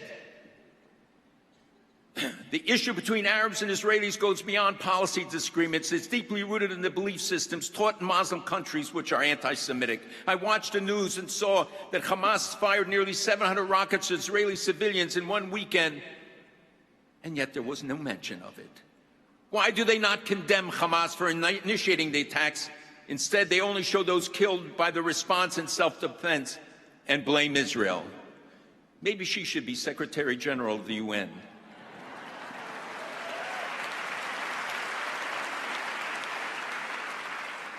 Why Israel? Because our common heritage and principles, with the biblical references of our founding fathers and the support for the Jewish people to return to Israel by presidents going back more than 200 years. And by the way, we talk about, and the pastor mentioned that every day there are new discoveries. Well, today, there's an announcement going to be made about the discovery of the 3,000-year-old city of Ziklag, where David found refuge when he was being chased from Saul.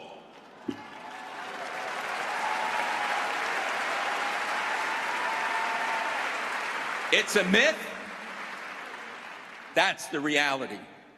Because no one can argue with the rocks and the stones and the pottery and the story they tell. And you know that their goal is to take away our past, to take away our future. Why Israel? Because both truly believe in democracy and sacrifice for it. Because both show their humanitarian concern in a tangible way. Israel's field hospitals and rescue missions from Kenya to Nepal to Thailand to Haiti, the rescue missions that everybody marveled at, but nobody wrote about.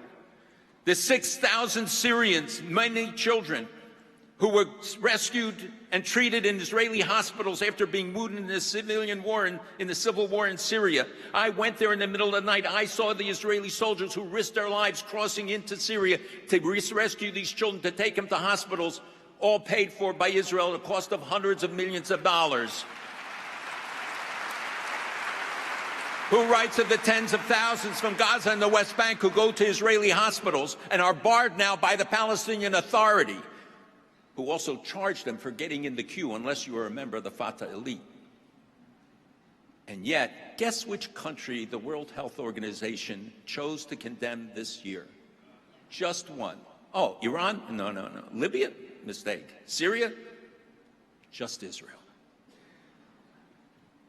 Israel is the top of a list of countries voting with the United States at the United Nations. It is not contrived. It is the natural expression of their common policies and their common aspirations for the world. They stand together against those who would corrupt the original noble purposes of the UN and its agencies, the Human Rights Council, UNESCO, the World Health Organization, all of which have been corrupted and turned into demagogic political instruments that neither uphold or fulfill their stated goals. Listen to the words of Ambassador Nikki Haley and her predecessors, who were revolted by the blatant bias against the United States and Israel and often stood alone in a courageous effort against the hatred of Israel to stand up for the principles of the United Nations without cowering the corners as our European allies in the shadows of intimidation, misperceived interests, even while putting their real interest at stake. Why Israel? Because of the many joint projects in medtech, high-tech, agriculture, water reclamation, energy that the two countries are engaged in. Why? Because both of them seek to help without territorial designs or exploitative goals. The rest of the world can't understand it. It is true that great things happened this year, but I have to tell you that I was there when the President visited the Kotel before the designation of Jerusalem. And I think, in fact, it was a bigger step. Because he came there and talked to the rabbi and learned about the historical significance of the Western Wall. And then he put on a skull cap and walked up and said this, read from the Psalms, and then said, "This is a Jewish holy place," pointing to Temple Mount, the Western Wall, which the United Nations now denies us. And there wasn't one protest in the Arab or Muslim world, because when you do the right thing, people don't protest. When you stand up for principle and you show them you're not afraid, and you make that kind of clarion call, the United Nations, as you know, I warned here for years about that process in UNESCO, saying to you that it would deny our children and grandchildren the right to visit these places. I asked foreign ministers from European countries, Christians all, how will you explain this to your grandchildren when they're denied access? Because the United Nations said these are only Muslim holy places. 3,300 years of Jewish history, 2,000 years of Christian history obliterated. And two of them said, I have to think about it. I told them, it's too late. You should have thought about it before. It reminds us of what Churchill told Chamberlain. You had a choice between dishonor and war. You chose dishonor, and now you'll have war. They chose dishonor in the United Nations. I warned about it each year as the progression took place, where they first hyphenated the names and then eliminated the Judeo-Christian names of the Temple Mount, the Western Wall, the Cave of the Patriarchs, Rachel's tomb, all known for 3,000 years by the same names. They often moved to falsify the history of our connection. You saw the words were used by Palestinian Authority officials. They called it a war crime that American officials attended the opening of the Pilgrim's Walk. They called it, Erekat, the peace negotiator, said it's a lie. There is no such connection. The others said it was false, a mythical tunnel. These are the same people who 2 weeks ago unveiled a village that claimed to prove their ancient roots in the land, except that it was fabricated. It wasn't real. And here the real history, undeniable, etched in the stones of that walk where 2.7 million people on every holiday walk to come up to the temple, returning to its proper place, is a sign that history is turning. At a time when Jerusalem is open to all, for him to complain about the Judaizing of Jerusalem 3,300 years after King David made it its capital, not to have a hotel named after him in Jerusalem, but because he recognized its special significance, the fulfillment of Jewish destiny, of history, from the time of Abraham and the promise of all history to come. This is a war against the Jewish people, Jewish history, the Jewish nation, the Jewish past, and the Jewish future, and I believe yours as well. So I want to make a special plea here to ask you, as I said, Jews may be the first victims, but we're never the last. Jewish hatred is cancerous. It metastasizes in society, and everybody eventually gets endangered. Hate has no geographic or a linguistic or political boundary, no ideological patent. It crosses mountains and oceans. It spreads from left to right.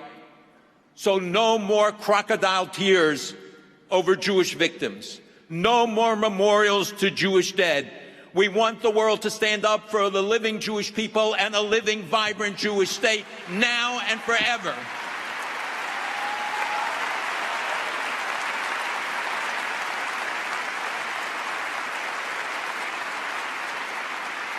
And no more outrageous comments, even by members of Congress, who then follow with half-hearted apologies, only to be repeated again and again because they know that you cannot retract the lies. The big lie remains. Everybody forgets the apology. No more. It took Hitler months to spread the big lie. It's now spread in seconds. We have to stop letting a small group of extremist voices dominate with their ill-informed and biased comments. We all have to stand together. So from this sacred assembly of caring and motivated and blessed people, let the clarion call go forth. Hate stops now. No excuses, no exceptions, none. The anti-Israel lies, stop now. The attempts to pit America against Israel, stop now. We stand together in this battle. The anti-Israel movements are shams. They're really covers for other things, but they can't admit what their real goal is. So on campus after campus, we see the distortions translated into courses, one at Columbia called The Invention of the Jew. That's the poison filling the minds of the next generation. That is the kind of messages that they are hearing. So then it's up to us. Your 7 billion and us. I remember when the Prime Minister of China visited Israel, and the Prime Minister Netanyahu said, you know, between us, we're 1.5 billion people. I knew you'd get it eventually. We have to put on center stage those who deserve recognition for their courageous stands, often at personal risk, those who sustain true academic freedom, who believe in true free speech, who want to see America fulfill its destiny, its prophetic vision, while assuring that hatred stops now. No one is immune, as the words of Pastor Niemöller reminded us, when there was no one left when they came for him. There are people who stand up but get no attention. So no more focus on the bad guys, neither in Congress or in government halls or in academia or in the internet or in entertainment. Let's highlight the heroes like Pastor and Mrs. Hagee, the profiles and courage who stand up resolutely against the prevailing corrupted ideals and cultural appropriations, like J.K. Rowling, like the presidents of Williams College, Pfister and Cornell, who rejected the BDS resolutions, who got petitions against them demanding that they be fired, and yet they were more resolute, demanding to stand up for the truth.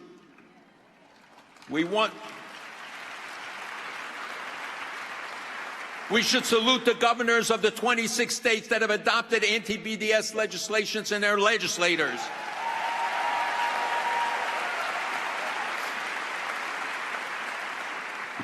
Let them hear from you. Let them know you appreciate it. It's as important for them as it is for Israel. Governor Cuomo visited just this week, and he said in Israel that Israel buys $5 billion in goods from New York every year and exports $8 billion. And New York only stands to gain from it. We should salute the members of Parliament who left the Labor Party because of its anti-Semitism and anti-Semitic leaders.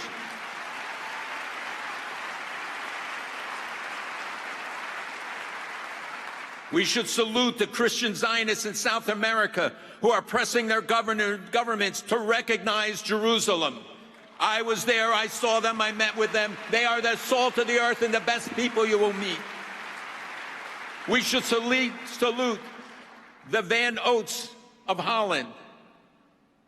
The Van Oats you've never heard of, but who imported 120,000 bottles of wine into Holland for distribution in Europe, and who refused to put the label that the EU has legislated onto the Israeli products because they said it is bigotry and they will have no part of it.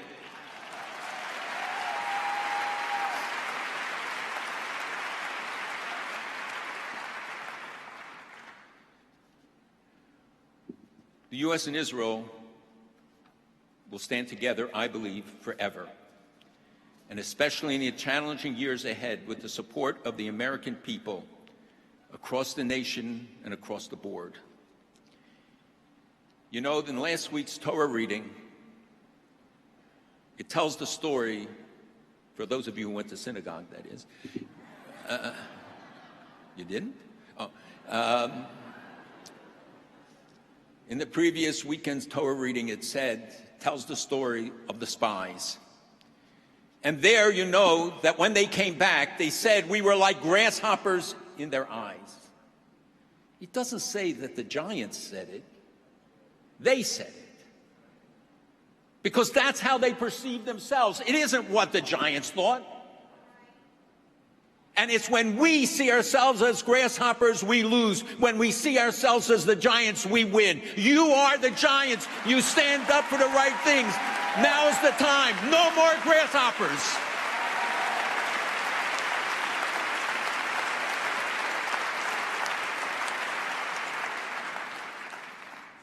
And in the story, which I have told here every year but repeat because especially two people here who asked me to, they're my kids and they had to ask.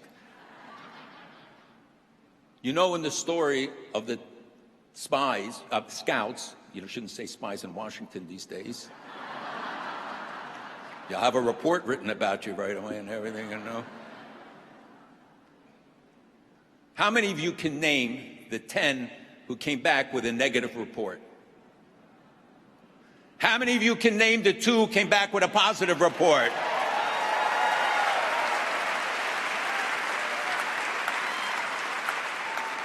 That's the lesson of history. Those who stand with Israel are remembered forever. Those who speak against Israel are lost to history.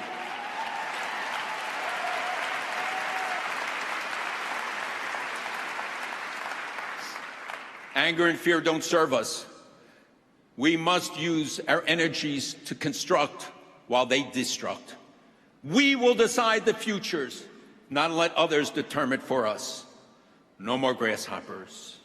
We must build coalitions, reach out to friends, support them, embolden them.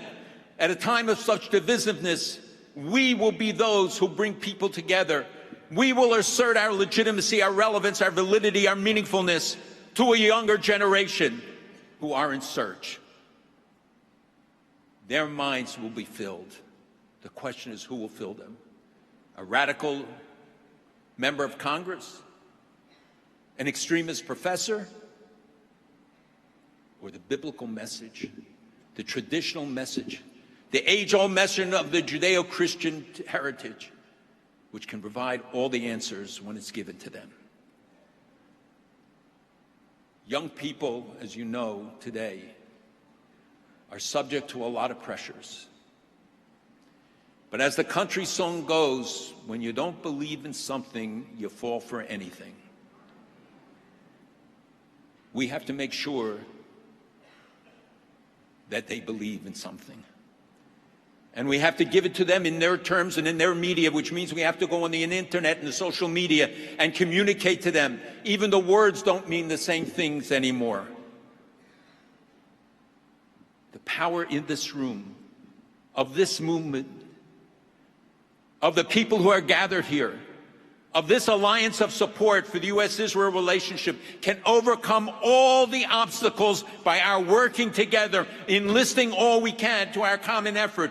We will see the fulfillment of the blessing that God promised in old, that we say every Hanukkah in the blessings. We thank God for the miracles of those days in our time,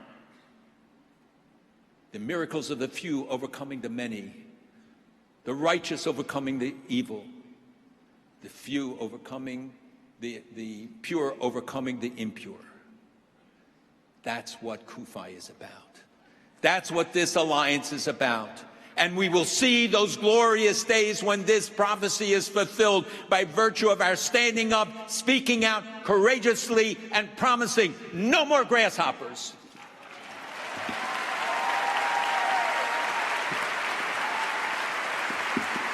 Thank you.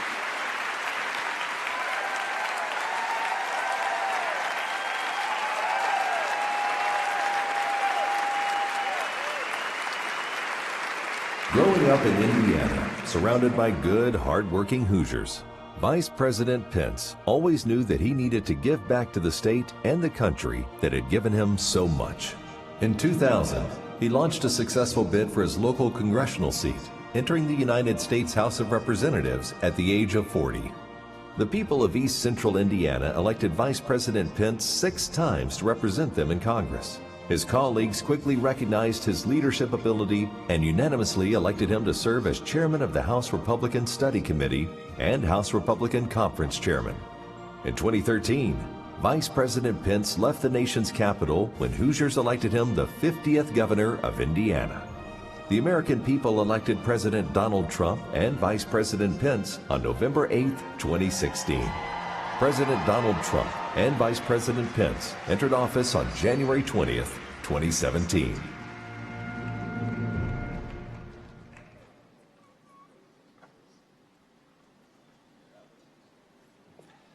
It is my honor to welcome my friend Vice President Mike Pence to the CUFI Summit for the 3rd time.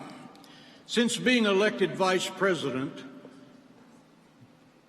he has remained faithful to his values of hard work, faith, and family, and upheld his firm belief that standing with Israel is simply the right thing to do. Vice President Pence has stood with CUFI for many years as we work tirelessly to ensure the friendship between the United States and Israel remains close and inseparable.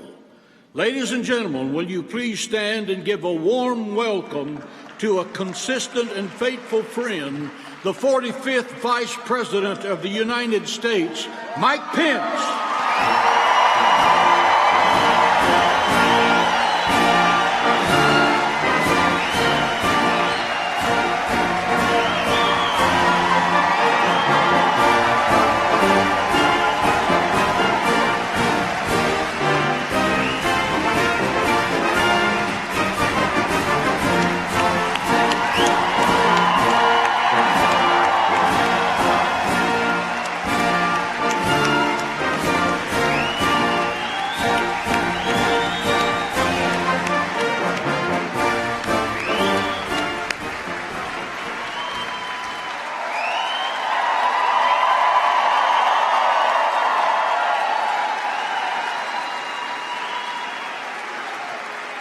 Well, hello, Christians United for Israel.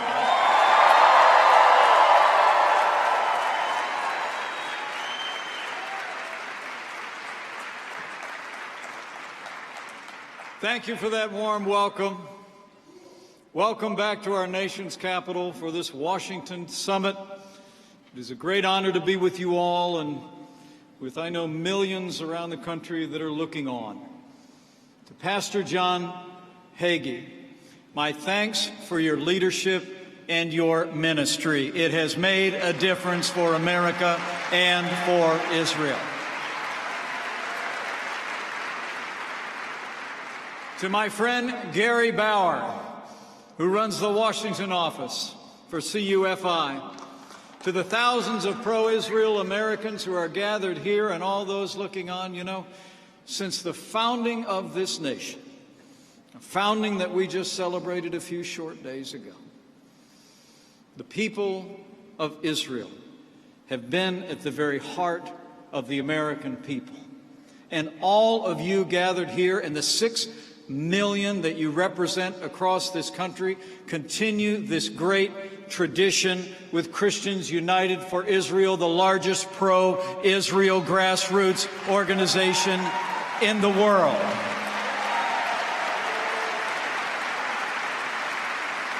Thank you for your stand. Thank you for continuing that great American tradition. It's great to be with so many friends of Israel from all across this nation. And speaking of friends of Israel, allow me to begin today by bringing greetings from a friend of mine.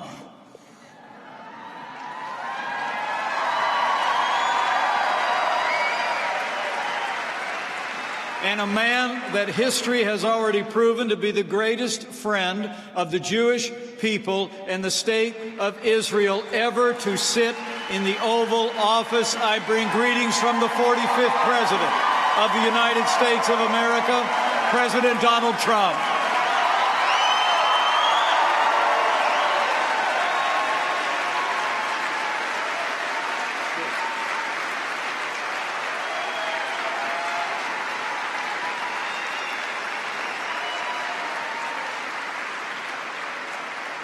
You know, as President Trump has said, this administration will always stand in solidarity with our Jewish brothers and sisters, and we will always stand strong for the state of Israel.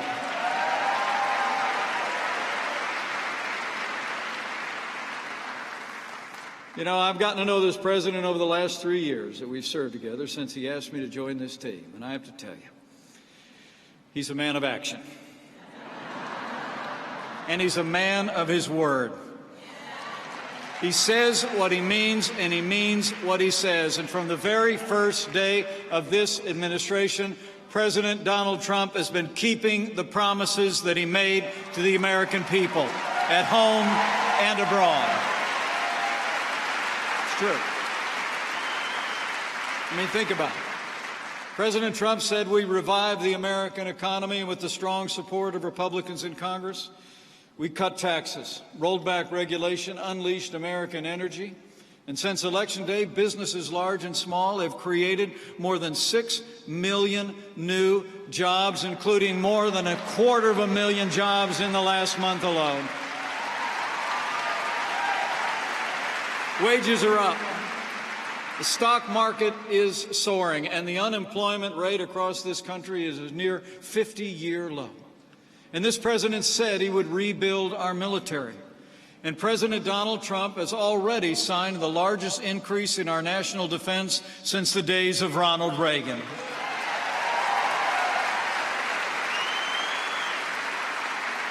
We've made the strongest military in the history of the world stronger than ever before. Jobs are back. Confidence is back. In a word, America is back, and we're just getting started.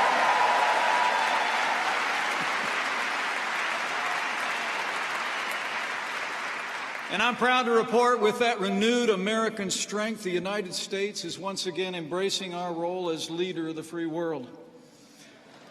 President Trump doesn't apologize for America. He stands up for America every day on the world stage.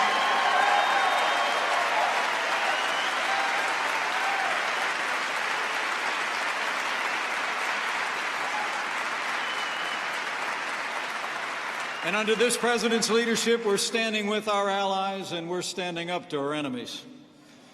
Our NATO allies are contributing more than ever before to our common defense. And we've taken the fight to radical Islamic terrorists on our terms, on their soil. You know, 5 years ago, ISIS controlled nearly 35,000 square miles in Syria and Iraq, and nearly 5 million people lived under their brutal regime. Today, thanks to our armed forces, our partners in the region, and the leadership of this commander-in-chief, earlier this year, the last inch of ground controlled by ISIS in Syria was captured. The ISIS caliphate is no more.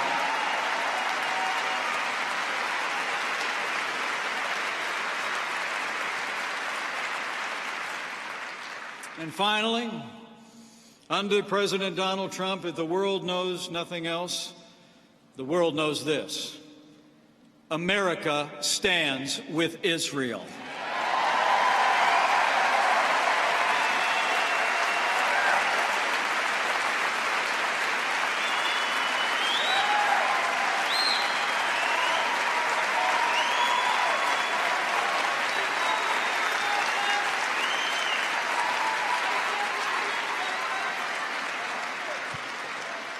You know, thanks to President Trump's leadership, our alliance has literally never been stronger.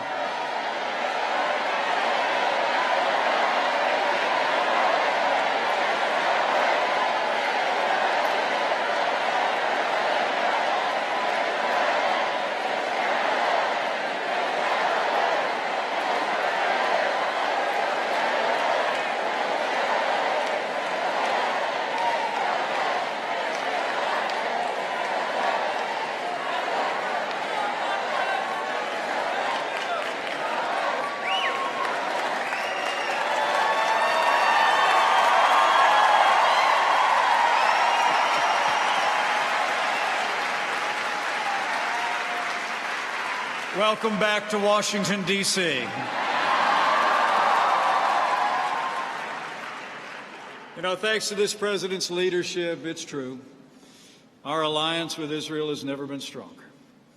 You know, in the words of the prophet Isaiah, "For the sake of Zion, I will not be silent," it was written. And my friends, this president, for the sake of Zion, has not been silent.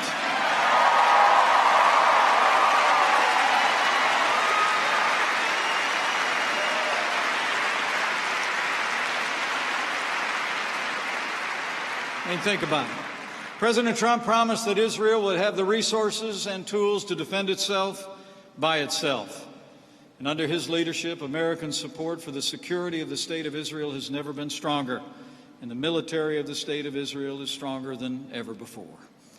President Trump promised to shut down the PLO office in Washington if the Palestinian Authority refused to take steps to stop funding terrorists who murder innocent Israeli civilians with American tax dollars. And when the PLO refused, President Trump shut down their office. And thanks to so many of you, the Taylor Force Act is now the law of the land.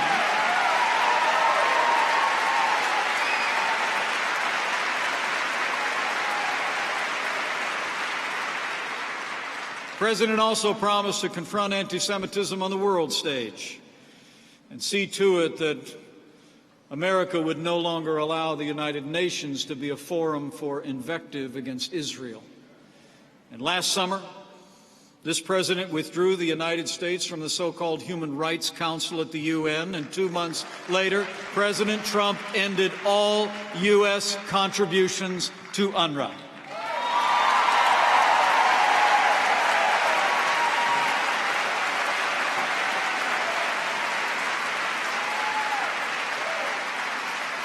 And of course, last year, President Trump did what no American president before him had the courage to do when he moved the American embassy to Jerusalem, the capital of the State of Israel.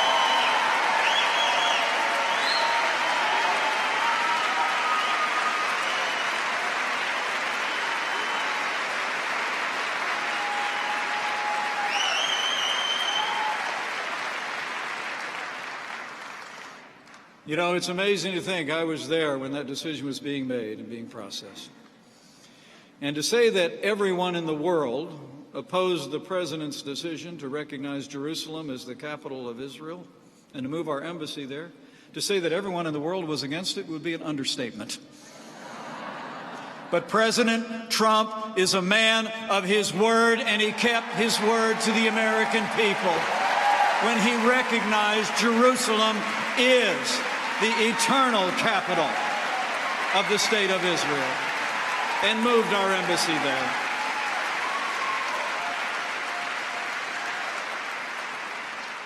And beyond that, for 20 years after Israel's rebirth, Syria held a strategic ground known as the Golan Heights. With its massive artillery, it held Israel hostage. This crucial region changed hands only after Israel won a war that was forced upon her. Ever since then, the Golan Heights have been critical to the strategic security of the state of Israel. But in one administration after another, America hesitated to recognize. But because of its importance and because of our commitment to Israel, earlier this year, for the first time in 52 years, with Prime Minister Netanyahu at his side, I had the privilege to stand with President Trump as the United States of America formally recognized Israel's sovereignty over the Golan Heights.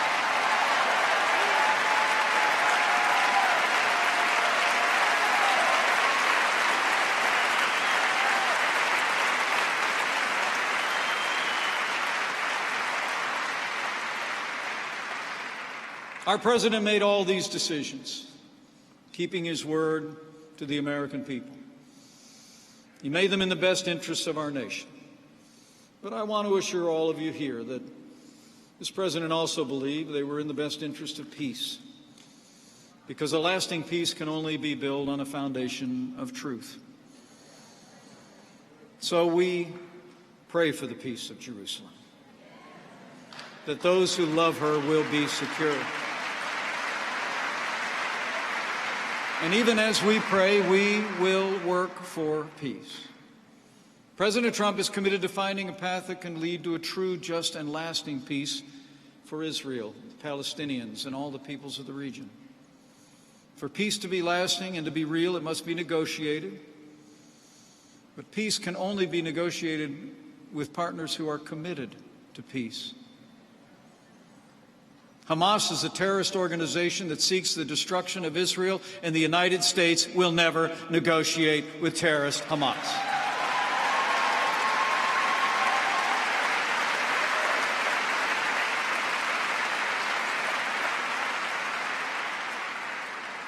But last week, in pursuit of peace, there was a historic conference in Bahrain.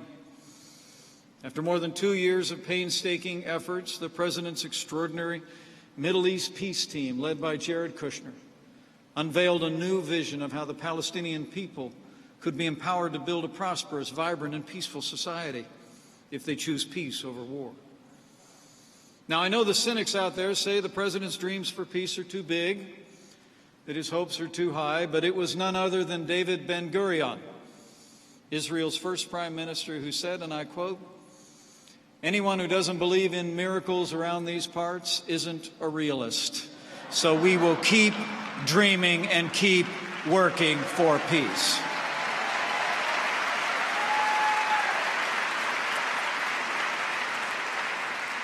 And let me assure you, while any peace will undoubtedly require compromise, you can be confident of this.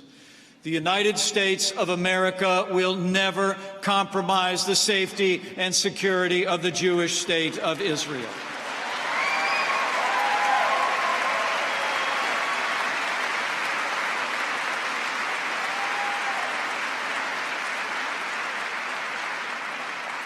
In the wake of all those actions, finally, the president also made one other promise. He promised to stand up to the world's leading state sponsor of terror. And he did just that when he withdrew the United States of America from the disastrous Iran nuclear deal. There will be no more pallets of cash to the mullahs in Iran.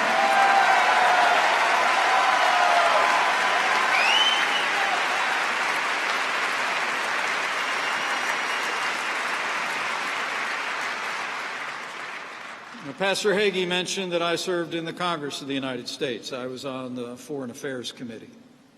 Back when I was in the Congress, there was actually a bipartisan group of members of Congress who brought together sanctions on Iran years ago.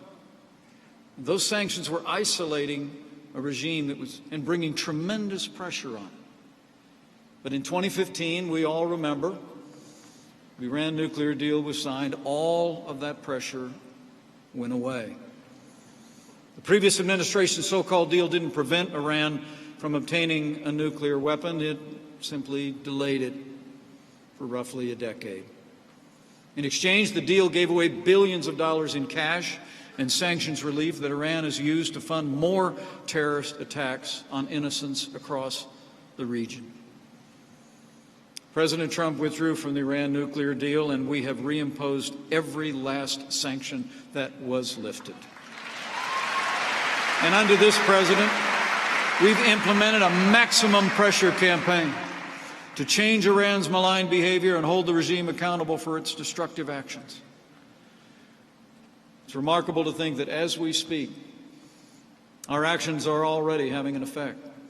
They're cutting off the regime's ability to support their terrorist minions across the Middle East. The Iranian economy is reeling under unprecedented U.S. sanctions. Now Iran must choose between caring for its people and continuing to fund its proxies who spread violence and terrorism throughout the region and breathe out murderous hatred against Israel. Over the last several months, despite promises and hopes to the contrary in 2015, Iran has been even increasing more of their malign activity and violence in the region. We've all witnessed it. Last month, Iran attacked tankers passing near the Strait of Hormuz, and they downed an unmanned American drone. And last week, Iran exceeded the amount of low-enriched uranium it can have. Today, it actually proclaimed it was going to start enriching uranium beyond the levels permitted by the agreement. Well, let me be clear. Iran should not confuse American restraint with a lack of American resolve.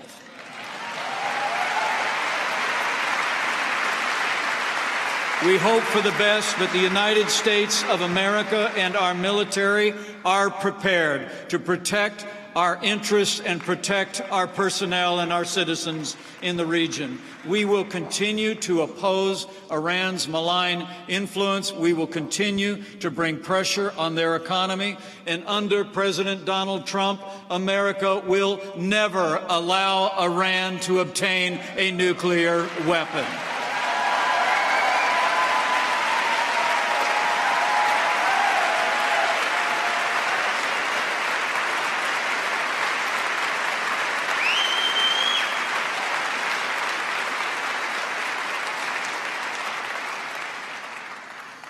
You know, history teaches that when authoritarian regimes breathe out vile anti-Semitic hatred and threats of violence, that we should take them at their word. Earlier this year, my wife Karen and I stood and prayed and grieved at the Auschwitz-Birkenau Nazi death camp in Poland. It was an indescribable experience to walk those immense grounds, killing on an industrial scale. As we gazed down at the remains of the gas chambers, as we walked past the personal effects, the piles of little shoes that were gathered there. It merely reinforced our resolve that our answer to that unspeakable tragedy for this and every generation must be never again. Never again. Never again.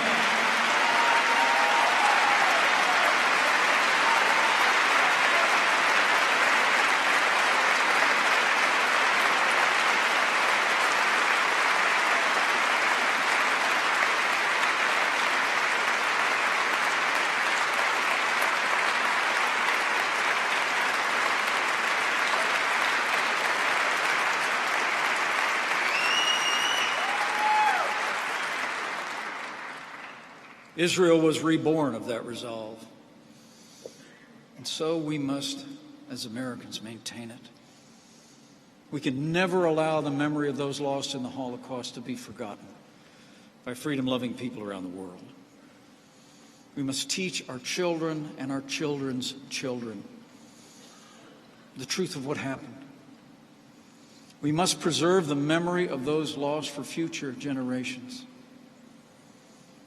And in that same spirit, we must never allow the memory of those lost in the Holocaust to be cheapened as a cliche to advance some left-wing political narrative.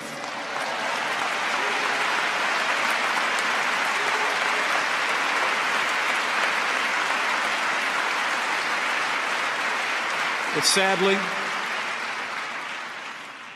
in recent weeks, that's exactly what some Democrats have done in the national debate. Last month, a leading Democrat in Congress actually compared our U.S. Customs and Border Protection detention facilities to concentration camps. Her allies in Congress, the left, and in the media shamefully came to her defense. As recently as yesterday morning, one of her allies in Congress was asked if they agreed with comparing the noble and compassionate work done by U.S. Customs and Border personnel at detention facilities to the concentration camps of Nazi Germany, and she answered, absolutely. To compare the humane work of the dedicated men and women of Customs and Border Protection with the horrors of the Holocaust is an outrage.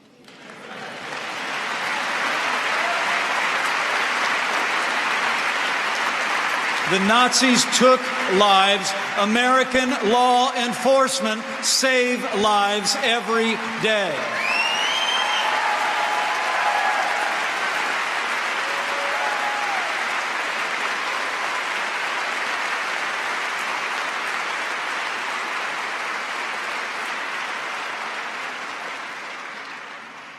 And make no mistake about it, this slander of law enforcement was an insult to the 6 million killed in the Holocaust. And it should be condemned by every American of every political party everywhere.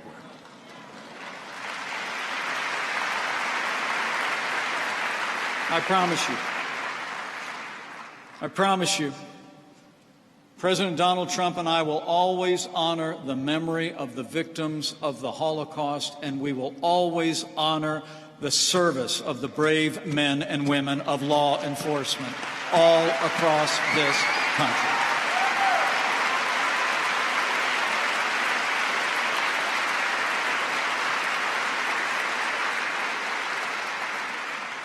The truth is, as I stand before you today, we have a crisis at our southern border. We're actually on track this year to see nearly 1 million people come across our southern border to take advantage of well-advertised loopholes in America's asylum laws. And for the first time in history, I've seen it firsthand. The majority of those coming across our southern border are families with vulnerable children who are being enticed by human traffickers and drug cartels to pay cash to make the long and dangerous journey north. And it's a dangerous journey. fraught often with unspeakable violence and abuse. 70% of illegal immigrants, once they present at the border, report being victims of violence along the way. According to Doctors Without Borders, nearly 1/3 of young women traveling to our southern border from Central America are sexually assaulted on the journey. Our Customs and Border Protection and Health and Human Services personnel do compassionate work to care for those who have made the dangerous journey and suffered for it. And they provide that compassionate support every day. Unaccompanied children who cross our border are provided with food, education, health care, and transportation to their destination city, all at taxpayer expense. Health and Human Services works to place these children with family members in the United States or alternative arrangements like foster care. Family units who are kept in ICE custody are sent to family residential centers where they can receive shelter and care. Make no mistake about it, the facilities on our border are overcrowded because they're overwhelmed.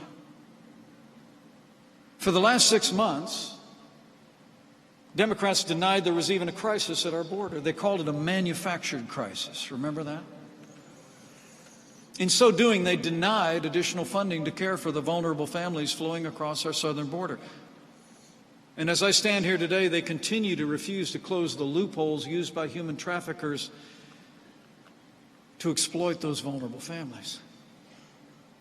But in the face of this Democrat obstruction in Congress, President Trump has stood strong. He demanded that Mexico step up, and now Mexico is doing more than ever before to secure their southern border and ours. And just last week, President Trump signed into law a bipartisan measure providing $4.6 billion in humanitarian aid to support the work of HHS and Customs and Border Protection.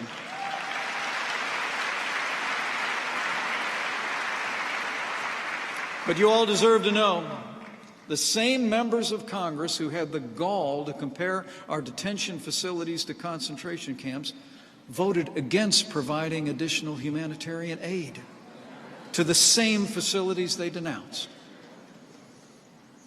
In the face of that type of Democrat obstruction, I'll make you a promise. Under this president's leadership, we will secure our border. We will provide compassionate relief to vulnerable families swept up in the crisis, and we will fix this broken immigration system once and for all.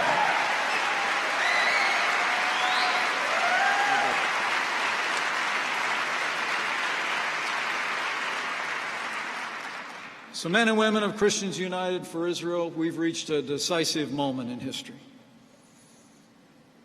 And support for Israel and the Jewish people, I believe, is more important than ever before. All over the world, anti-Semitism is on the rise. You see it on college campuses, in the marketplace, and sadly, even in the halls of Congress. You know, there was a time that support for Israel was not a partisan issue here in Washington. I'll never forget the day in 2007 that I, a conservative Christian Republican, was asked to co-found the Congressional Anti-Semitism Task Force with the only Holocaust survivor ever to serve in Congress, the late and great Congressman Tom Lantos.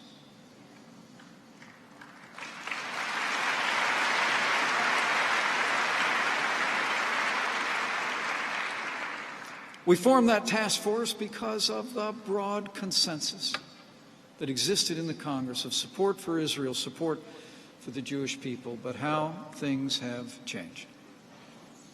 It's astonishing to think that the party of Harry Truman, which did so much to help create the state of Israel, has been co-opted by people who promote rank anti-Semitic rhetoric and work to undermine the broad American consensus of support for Israel.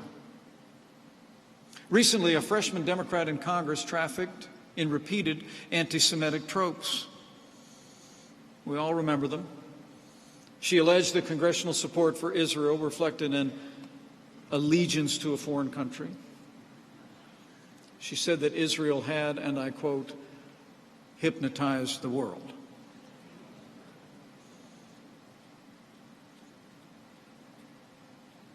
Well, let me say this from the heart. Anti-Semitism has no place in the Congress of the United States of America or anywhere in this nation. And anyone who slanders the historic alliance between the United States and Israel should not be sitting on the Foreign Affairs Committee in the House of Representatives.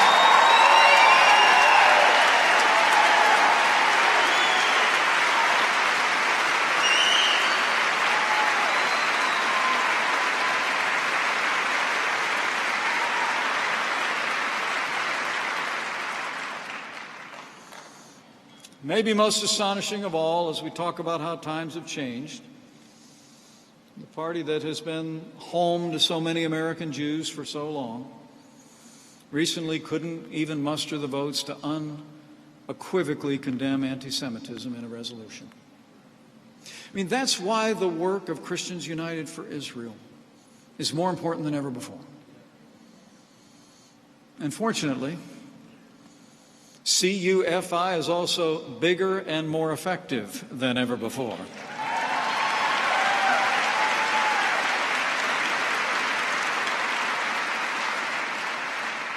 You know, I remember when Christians United for Israel was a group of a few hundred Bible-believing Christians. Last time I spoke to you, this organization had grown to more than 3 million believers. And on my way over, I was just told Christians United for Israel now has more than 6 million members all across America.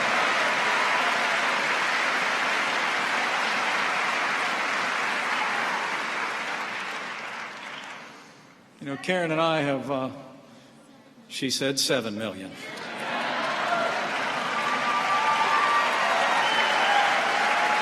I got it. It's a movement that spans this nation, and it's a movement for such a time as this.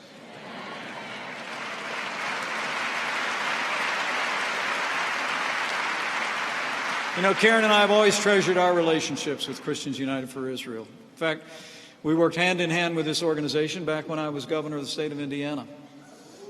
With your strong support, I was proud to sign the toughest anti-BDS legislation of any state in America.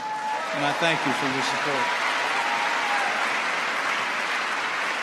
But you deserve to know, remarkably, today all but one Democrat running for president voted against the Combating BDS Act in the United States Senate. So let me make this one more point.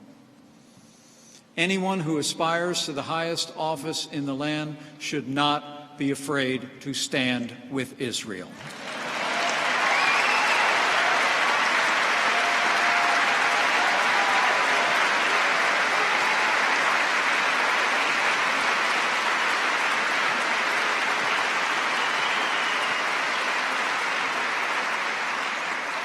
Ladies and gentlemen, Israel and the United States will always stand together because America and Israel are more than friends.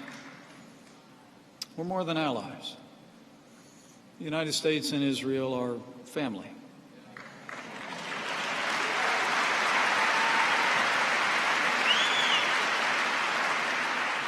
Descended from a common tradition of faith, we're a family that upholds common values, and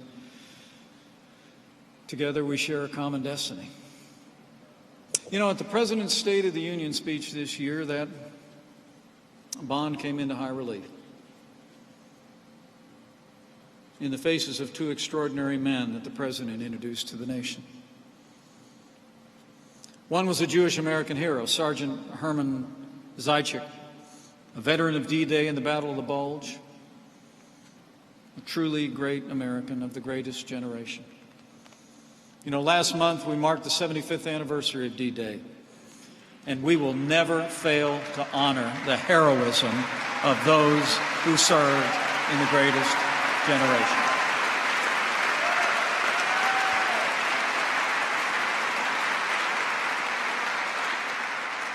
But if you remember, sitting beside Sergeant Zajic was Joshua Kaufman, a survivor of Dachau, a real concentration camp that Sergeant Zajic helped liberate nearly a year after D-Day. These two men, more than 7 decades later, were reunited that night.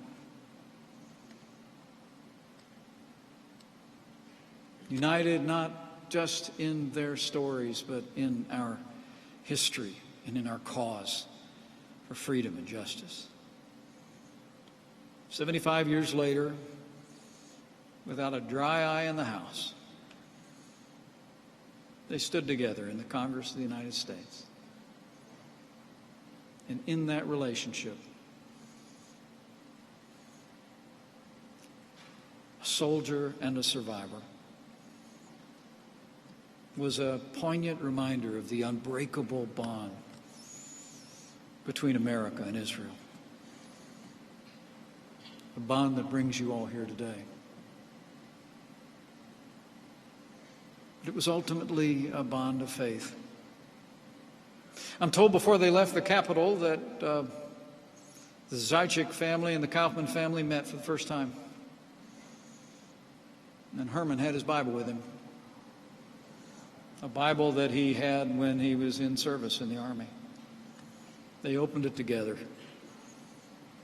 And they sang praise to a faithful God. And renewed the ties that bind our great people.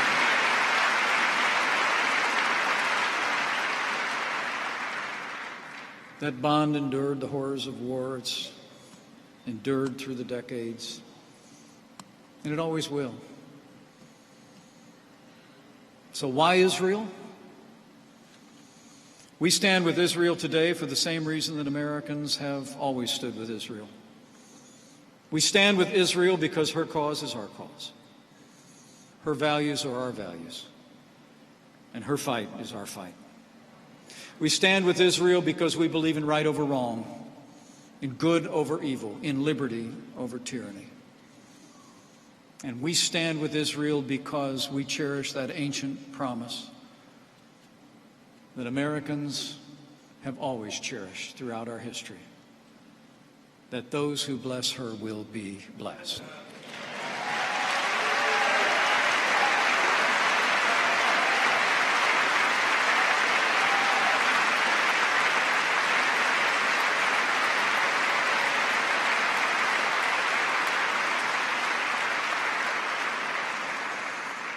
Today and every day, the Jewish state of Israel and all the Jewish people bear witness to God's faithfulness, as well as their own. The American people have always marveled. Through nearly 1,900 years of exile, the longest exile of any people in history, the Jewish people drew strength from the promises of God through pogroms, persecutions, and expulsions in the ghettos, and finally, even in the death camps, the Jewish people clung to God's eternal promise. And they remembered. Even if you've been banished to the most distant land under the heavens, from there he would gather them and bring them back to the land which their fathers possessed. And so he did.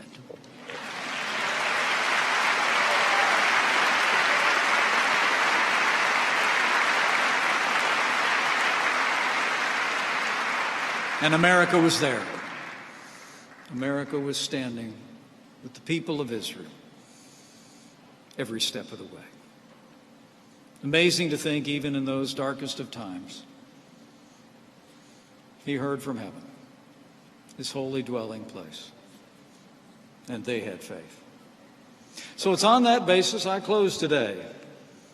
And I know you've got a full program ahead of you. You'll be hearing from other friends of Israel throughout this administration and throughout the country. And let me just say before I close, on behalf of my wife Karen and our little family, Thank you for the honor of serving as your Vice President. It is the greatest honor of my life.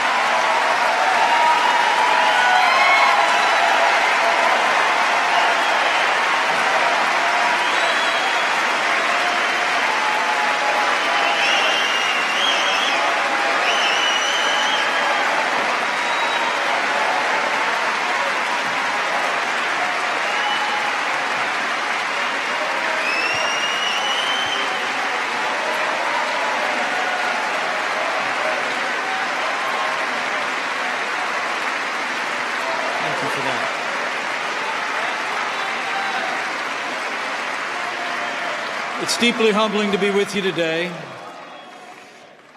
and I leave here greatly encouraged. I can't wait to get to lunch to tell them that I saw y'all. And I want to close with faith. Faith in the good people of Israel and America, and in the immutable bonds of friendship that bind us today and always will. Faith in the ideals and the principles that both America and Israel hold dear. Commitment to liberty and freedom. And the notion that we are endowed by our Creator with certain inalienable rights. And finally, faith that has ever bound the people of this country together from our nation's founding, people of every background and religious belief. The faith that binds the people of Israel together. That He who watches over us will never leave us nor forsake us. He will guide us, and He will surely bless us. God bless you all. May God bless Israel, and may God continue to bless the United States of America.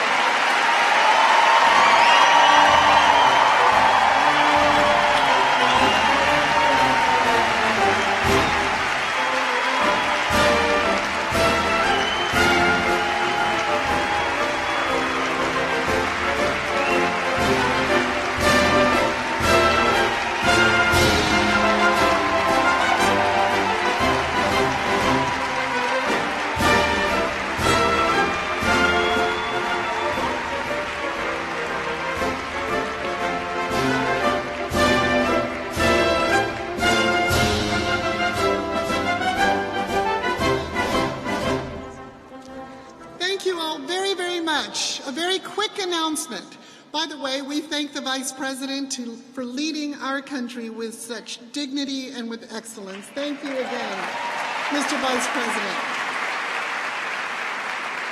Every one of you has a luncheon assignment. You have a breakout. Your breakout location all of them are on the second floor except for Rabbi Walicki and David Nakrutman. All of them are on the second floor. Leadership, you know where you're supposed to go. The front row, please get escorted over to the side. And we need you to go to your lunch breakouts. Please do not leave the building.